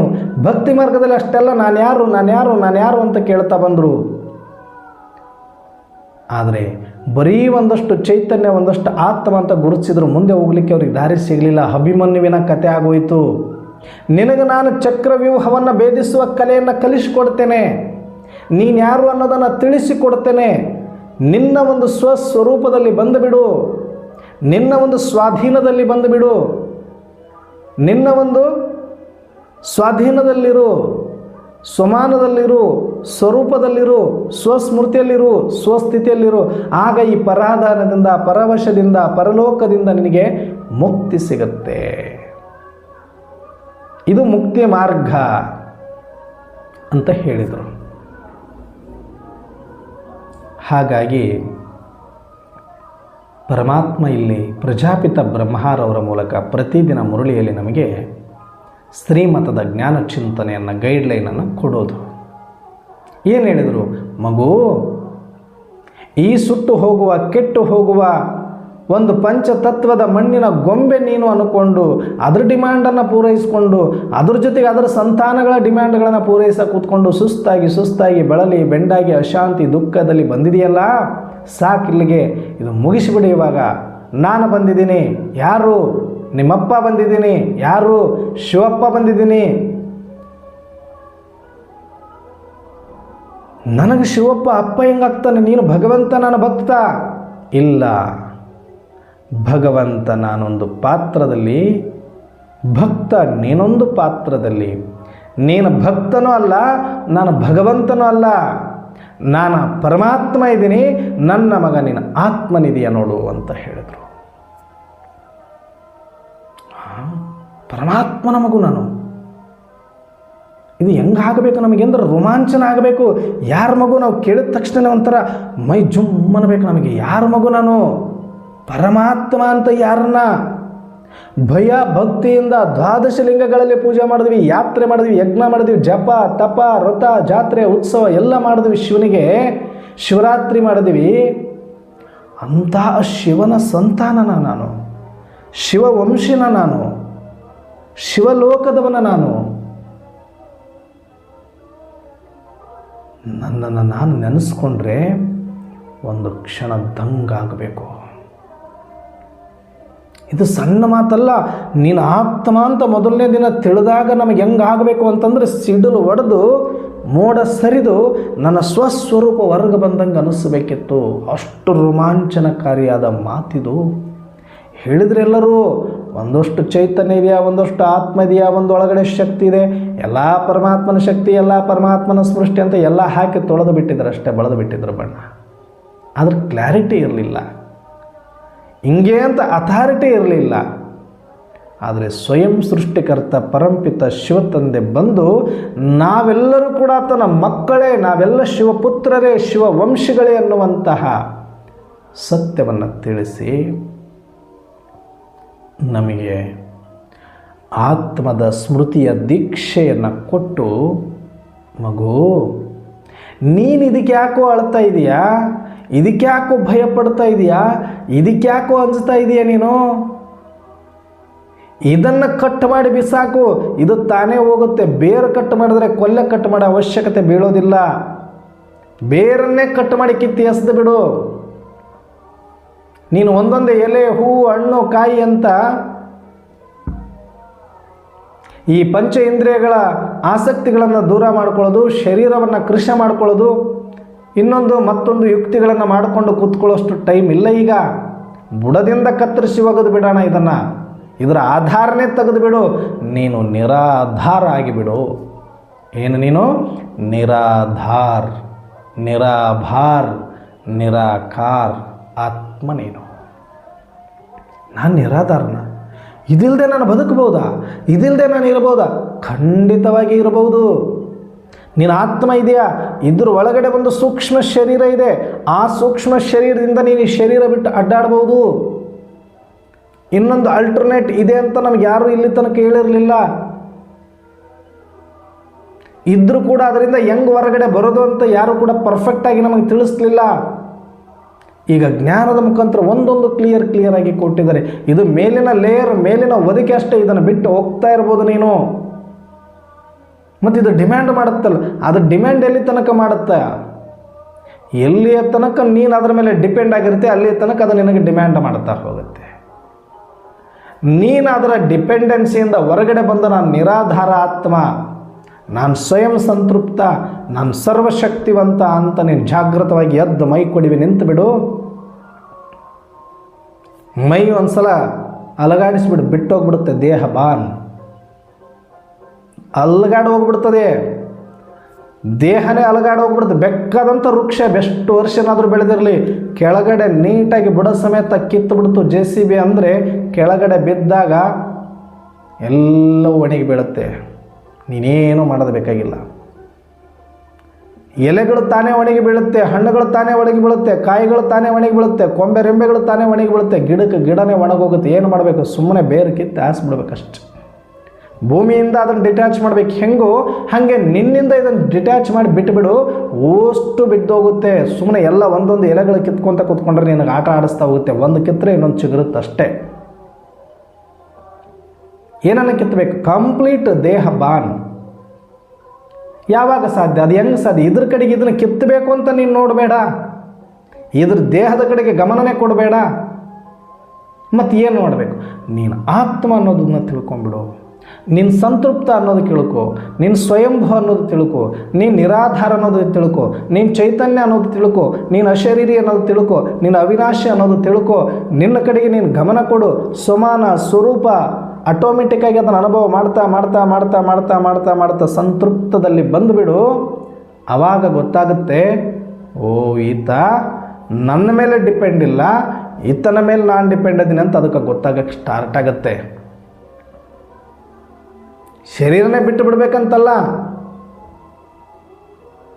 ಶರೀರದಲ್ಲಿ ಇದ್ದೇ ಇದರ ಆಧಾರದ ಬೇರುಗಳನ್ನು, ಇದರ ಮೇಲೆ ಡಿಪೆಂಡೆನ್ಸಿ ಬೇರುಗಳನ್ನು ಕಿತ್ತು ತೆಗೆದು ಬಿಟ್ಟರೆ, ಇದೇ ನಾನಲ್ಲ, ಇದು ನನಗೆ ಬೇಕು ಇಲ್ಲ ಅಂತ ಅಂದುಬಿಟ್ರೆ ನೀನು ಆತ್ಮ ಆಗಿಬಿಟ್ಟೆ. ಅಂದರೆ ಆತ್ಮದ ಸಮಾನ, ಆತ್ಮದ ಸ್ವರೂಪ, ಆತ್ಮದ ಅನುಭೂತಿ, ಆತ್ಮದ ಅಸ್ತಿತ್ವವನ್ನು ತಿಳಿದು ಆತ್ಮಾನಂದದಲ್ಲಿ ಮುಳುಗಿ ಪರಮಾತ್ಮ ಪರಮಧಾಮದ ಸ್ಮೃತಿಯನ್ನು ಇಟ್ಟುಕೊಂಡು ನೀನು ನೀನಾದಿ ಅಂತಂದರೆ ಅದು ಅಧೀನ ಆಗುತ್ತೆ, ನೀನು ಅಧಿಕಾರಿ ಆಗ್ತೀಯಾ.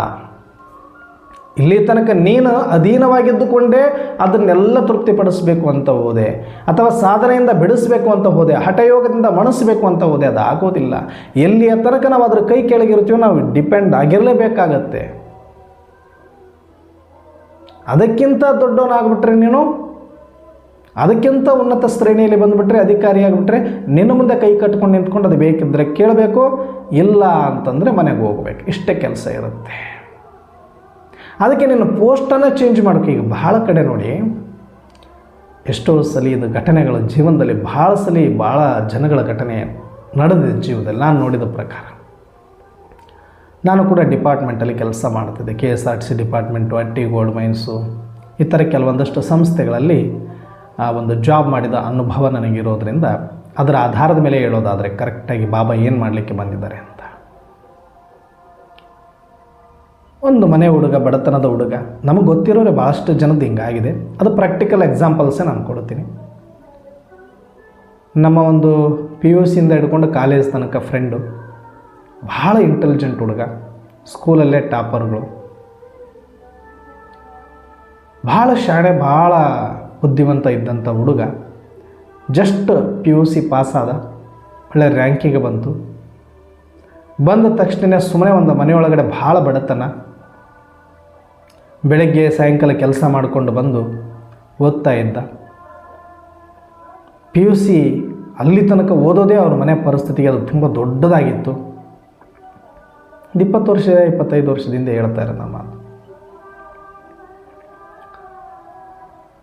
ಆ ಟೈಮಲ್ಲಿ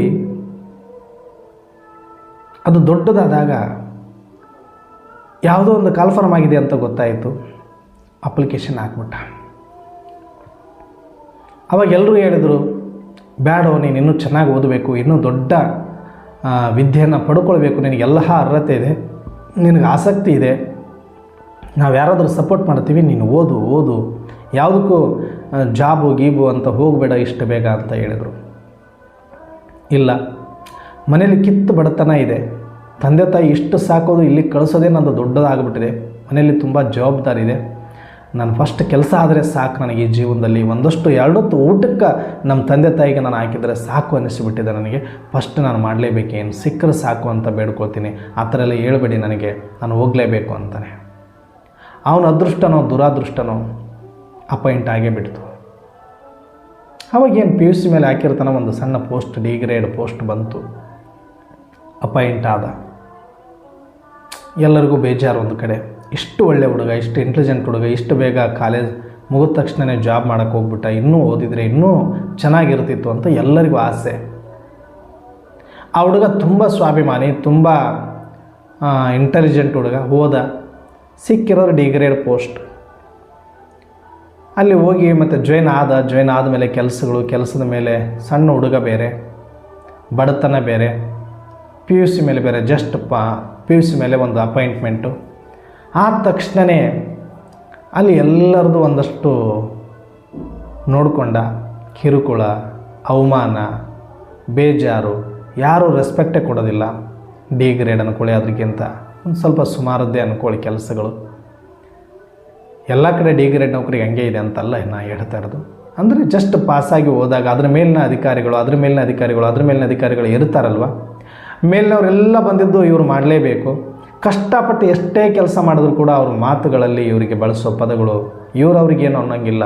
ಅವರು ಎಲ್ಲನೂ ಬೈಬೋದು, ಕೂಗ್ಬೋದು, ಎಷ್ಟು ಬೇಕಾದರೂ ಹೆಂಗೆ ಬೇಕಾದರೂ ಹೇಳಬಹುದು. ಅರೆ ಅವ್ರದ್ದು ಡ್ಯೂಟಿ, ನಮ್ಮದು ಡ್ಯೂಟಿ. ಆದರೂ ಕೂಡ ನಾವು ಬಡತನದಲ್ಲಿದ್ದೀವಿ, ನಾವು ಎದುರು ಮಾತಾಡಿದರೆ ಯಾಕೆ ಸುಮ್ಮನೆ ಅಂತ ಸುಮ್ಮನೆ ಆಗೋದು. ಸ್ವಾಭಿಮಾನಕ್ಕೆ ಎಷ್ಟೇ ಧಕ್ಕೆ ತಂದರೂ ಸುಮ್ಮನೆ ಇರೋದು. ನಮ್ಮನ್ನೆಷ್ಟೇ ಗೋಳು ಹೊಡ್ಕೊಂಡ್ರೂ ಕೂಡ ನಾವು ಸುಮ್ಮನೆ ಇರಬೇಕಲ್ಲ ಅಂತ ಹಲ್ಲು ಕಚ್ಕೊಂಡು ಸುಮ್ಮನೆ ಮಾಡ್ತಾ ಹೋದ. ಆಫೀಸರ್ಗಳು ಬರೋದು ಬೈಯೋದು, ಇನ್ನೊಬ್ಬರು ಮೇಲಾಧಿಕಾರಿ ಬರೋದು ಬೈಯೋದು, ಹೀಗೆ ಮಾಡೋದು. ಅವನಿಗೊಂಥರ ಅದೊಳಗಡೆ ಭಾಳ ಗೊಂದಲ, ಭಾಳ ಅವಮಾನ ಆಯಿತು. ಆದಮೇಲೆ ಅವಾಗ ಆ ಹುಡುಗನಿಗೆ ಸ್ಟಾರ್ಟ್ ಆಯಿತು, ತಪ್ಪು ಮಾಡಿಬಿಟ್ಟೆ ನನ್ನ ಜೀವನದಲ್ಲಿ. ಅವತ್ತೆಲ್ಲರೂ ಹೇಳಿದ್ರು ನೀನು ಭಾಳ ಬುದ್ಧಿವಂತ ಇದೆಯಾ, ಸ್ವಲ್ಪ ಇನ್ನೂ ಚೆನ್ನಾಗಿ ಓದಬೇಕಾಗಿತ್ತು ಅಂತ ಹೇಳಿದರು. ಹಿರಿಯರ ಅನುಭವ ಕೇಳಬೇಕಾಗಿತ್ತು. ನನಗೆ ತಿಳಿದ ಒಂದು ನನ್ನ ಬುದ್ಧಿಮಟ್ಟಕ್ಕೆ ಯೋಚನೆ ಮಾಡಿ ನಾನು ಓಡಿ ಬಂದುಬಿಟ್ಟು ಉದ್ಯೋಗ ಸಾಕು ನನಗೆ ಎರಡೊತ್ತು ಊಟ ಅಂತ ಅವತ್ತಿನ ಪ್ರಪಂಚಕ್ಕೆ, ಅವತ್ತಿನ ಇದಕ್ಕೆ ನಾನು ಒಂದು ಸ್ವಲ್ಪ ಅಂಟ್ಕೊಂಡ್ಬಿಟ್ಟೆ. ಸ್ವಲ್ಪ ದೂರದೃಷ್ಟಿ ಇಟ್ಕೊಂಡಿದ್ರೆ ಇವತ್ತು ಚೆನ್ನಾಗಿರ್ತಿತ್ತು ಅಂತ ಪಶ್ಚಾತ್ತಾಪ ಪಟ್ಟು ಹಠದಿಂದ ಇವರು ಯಾರೆಲ್ಲ ನನಗೆ ಅವಮಾನ ಮಾಡ್ತಿದ್ದಾರೆ, ಯಾರೆಲ್ಲ ಇಲ್ಲಿ ಇಷ್ಟು ನನಗೆ ಕೀಳಾಗಿ ನೋಡ್ಕೊಳ್ತಿದ್ದಾರೆ, ಯಾರೆಲ್ಲ ಇಷ್ಟು ನನ್ನಂಥವ್ರನ್ನ ಇಷ್ಟೆಲ್ಲ ಜನಗಳನ್ನು ಇವರು ಏನೋ ಒಂದು ಸ್ವಲ್ಪ ನಮಗಿಂತ 1 ಪೋಸ್ಟ್ 2 ಪೋಸ್ಟ್ ಮೇಲೆ ಇದ್ದುಬಿಟ್ರೆ ರೆಸ್ಪೆಕ್ಟೇ ಕೊಡೋದಿಲ್ಲ, ಇವ್ರಿಗೆ ನಾವು ಏನೂ ಮಾತಾಡೋಂಗಿಲ್ಲ, ನಮಗಿದು ಅನಿವಾರ್ಯ, ಏನು ಮಾಡಬೇಕು ಹೀಗೆ ಚಿಂತೆ ಮಾಡಿ ಪಶ್ಚಾತ್ತಾಪ ಪಟ್ಟು ಹಠಕ್ಕೆ ಬಿದ್ದು ಮತ್ತೆ ಅಲ್ಲಿದ್ದುಕೊಂಡೇ ಬೇರೆ ಎಕ್ಸಾಮ್ಗಳನ್ನು ಕಟ್ಟಲಿಕ್ಕೆ ಸ್ಟಾರ್ಟ್ ಆಯಿತು. ಕಟ್ಕೊಂಡು ಅವನಲ್ಲಿರೋ ವಿದ್ಯಾವಂತಿಕೆ ಬುದ್ಧಿವಂತಿಕೆ ಎಲ್ಲವನ್ನು ಪಾಸ್ ಹಾಕ್ಕೊಂಡು ಬಂದ. ಅದೇ ಡಿಪಾರ್ಟ್ಮೆಂಟಲ್ಲಿ ಅದೇ ಒಂದು ಸಂಸ್ಥೆಗೆ MD ಆಗಿಬಿಟ್ಟ. ಬರೀ ಕೇವಲ ಒಂದು 10 ವರ್ಷದಲ್ಲಿ ಅಷ್ಟು ದೊಡ್ಡ ಪೋಸ್ಟ್ ಅವನಿಗೆ ಸಿಕ್ಕಾಯಿತು. ಸಿಕ್ಕ ಮೇಲೆ ಅದೇ ಹುಡುಗ, ಅದೇ ಸಂಸ್ಥೆ, ಅವತ್ತು ಹಂಗೋಗಿದ್ದ, ಇವತ್ತು ಅದೇ ಸಂಸ್ಥೆ ಕಾರಲ್ಲಿ MD ಆಗಿ ಹೋದ ಮೇಲೆ ಎಲ್ಲರೂ ಅದೇ ಹುಡುಗ ನೋಡಿ, ಹುಡುಗ ವ್ಯತ್ಯಾಸ ಆಗಲಿಲ್ಲ, ಅವನ ಬಡತನದಲ್ಲಿ ವ್ಯತ್ಯಾಸ ಬರಲಿಲ್ಲ, ಅವನ ವ್ಯಕ್ತಿತ್ವದಲ್ಲಿ ವ್ಯತ್ಯಾಸ ಬರಲಿಲ್ಲ, ಜಸ್ಟ್ ಪೊಸಿಷನ್ ಚೇಂಜ್ ಆಯಿತು.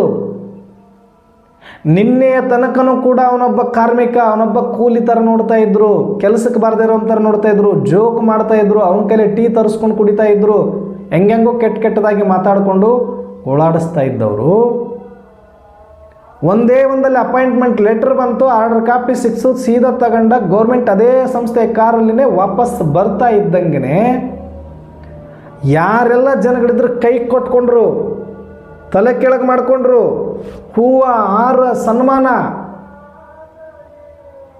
AC ಚೇಂಬರಿಗೆ ಕರ್ಕೊಂಡೋಗಿ ಬಿಟ್ಟರು, ಚೇರಲ್ಲಿ ಕೂತ್ಕೊಂಡ, ಸುತ್ತಲೂ ಕೈ ಕೊಟ್ಕೊಂಡು ನಿಂತ್ಕೊಂಡ್ರು.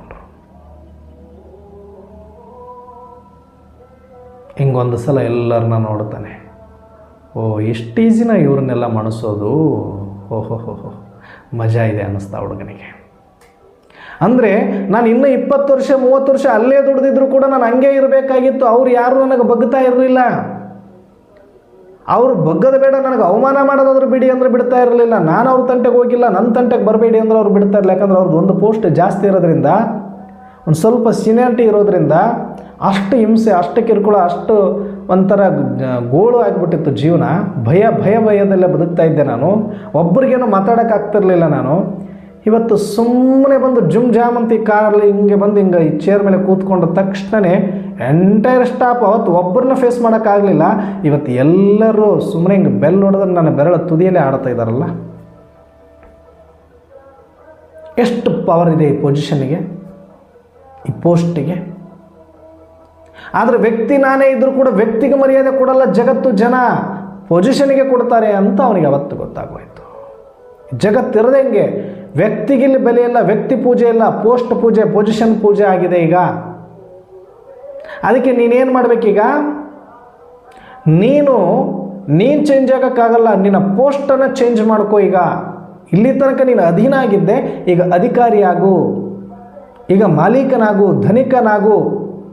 ನಿನ್ನ ಪೋಸ್ಟಲ್ಲಿ ಚೇಂಜ್ ಮಾಡಿಕೊಂಡು ನಿನ್ನ AC ರೂಮಲ್ಲಿ, ನಿನ್ನ ಚೇಂಬರಲ್ಲಿ, ನೀ ಬೃಕುಟಿ ಮಧ್ಯದಲ್ಲಿ ನೀನು ಆತ್ಮ ನಿರಾಧಾರ ಸಂಪೂರ್ಣ ಅಂತ ಕೂತ್ಕೋ. ನಿನ್ನ ಬೆರಳು ತುದಿಯಲ್ಲೇ ಆಡ್ತಾರೆ ಇವರೆಲ್ಲರೂ.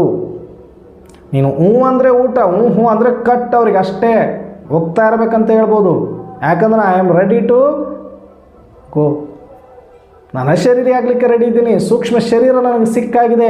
ಪರಮಧಾಮದ ಅಡ್ರೆಸ್ ನನಗೆ ಗೊತ್ತಾಗಿದೆ. ಹ್ಞೂ ಅಂದರೆ ಇವಾಗಲೇ ಎದ್ದು ಬಿಡ್ತೀನಿ ನಾನು ಅಂತ ಚೇಂಬರ್ ಎದ್ದು ನಿಂತ್ರಿ ಅಂದರೆ ಅಲಗಾಡೋಗ್ಬೇಕೆಲ್ಲ. ಯಪ್ಪ ನೀನು ಇರುವಷ್ಟು ದಿನ ಹೆಂಗೋ ಒಂದು ಬದುಕಂತೀವಿ ಮರಾಯ, ಸುಮ್ಮನೆ ಇರು ಅಂತ ಅನ್ನಬೇಕು ಈ ಶರೀರ, ಈ ಇಂದ್ರಿಯಗಳು. ಇದನ್ನು ಕಲಿಸಿದ್ರು ಬಾಬಾ ನಮಗೆ. ಈ ಬೀಜದ ಸೂತ್ರವನ್ನು ಕೊಟ್ಟರು ನಮಗೆ. ಏನೋ ಇದನ್ನೇನು ಮಾಡೋಕ್ಕೆ ಹೋಗಬೇಡಿ ನೀವು, ಇದಕ್ಕೆ ಹೆಸರು, ಇದ್ರ ಕಡೆಗೆ ನೀವು ಕೈ ಹಾಕಕ್ಕೆ ಹೋಗಬೇಡಿ. ಇವ್ರದ್ದು ಇರೋದೇ ಇಷ್ಟು ಗೋಳು, ಇದನ್ನು ಕಂಟ್ರೋಲ್ ಮಾಡೋಕ್ಕೆ ಹೋಗಬೇಡಿ, ಹಠ ಮಾಡೋಕ್ಕೆ ಹೋಗಬೇಡಿ. ನಾಡು ಬಿಟ್ಟು ಕಾಡಲ್ಲಿ ಹೋಗಿ ಕೂತ್ಕೋಬೇಡಿ. ಇದು ವೈರಾಗ್ಯ ಮಾರ್ಗ ಅಲ್ಲ, ಹಠಯೋಗ ಮಾಡಬೇಕಾಗಿಲ್ಲ, ಯಾವ ವ್ರತ ನಿಯಮ ಮಾಡಬೇಕಾಗಿಲ್ಲ. ಇಷ್ಟೇ ನೀವು ಮಾಡಬೇಕಾಗಿರೋದು, ಈ ದೇಹದ ಅಧೀನ ಭಾವದಿಂದ ಅಧಿಕಾರಿ ಭಾವದಲ್ಲಿ ಬನ್ನಿ. ಈ ಶರೀರದ ಮೇಲೆ ನಾನು ಆಧಾರಿತನಲ್ಲ, ನನ್ನ ಮೇಲೆ ಶರೀರ ಆಧಾರಿತ ಅನ್ನಿ. ನಾನು ನಿರಾಧಾರ ಆತ್ಮ, ನಾನು ನಿರಾಧಾರ ಆತ್ಮ. ನಾನು ನಿರಾಧಾರ ಆತ್ಮ ಅನ್ನುವಂಥದ್ದು ಒಳಗಡೆ ಸದಾಕಾಲ ಜಾಗೃತವಾಗಿಟ್ಟುಕೊಳ್ಳಿ. ಆತ್ಮ ಅಭಿಮಾನದಲ್ಲಿ ಬರೋದು, ಆತ್ಮದ ಸಂಪೂರ್ಣ ಸ್ಥಿತಿಯಲ್ಲಿ ಬರೋದು, ಸಂಪನ್ನತೆ ಅನುಭವ ಮಾಡೋದು, ಡಿಟ್ಯಾಚ್ ಆಗಿಬಿಟ್ರಿ ಅಂತ ಇಟ್ಕೊಳ್ಳಿ. ಅದನ್ನು ಹೇಳ್ತಾರೆ. ಆವಾಗ ನೀವು ಯಾವಾಗ ಇದರಿಂದ ಡಿಟ್ಯಾಚ್ ಆಗಿಬಿಟ್ರಿ, ದೇಹ ಬಾಣದಿಂದ, ದೇಹ ಅಭಿಮಾನದಿಂದ ನೀವು ಡಿಟ್ಯಾಚ್ ಆಗಿಬಿಟ್ರಿ, ಇದರ ರೆಂಬೆ ಕೊಂಬೆಗಳವೆಲ್ಲ ಯಾವುದು?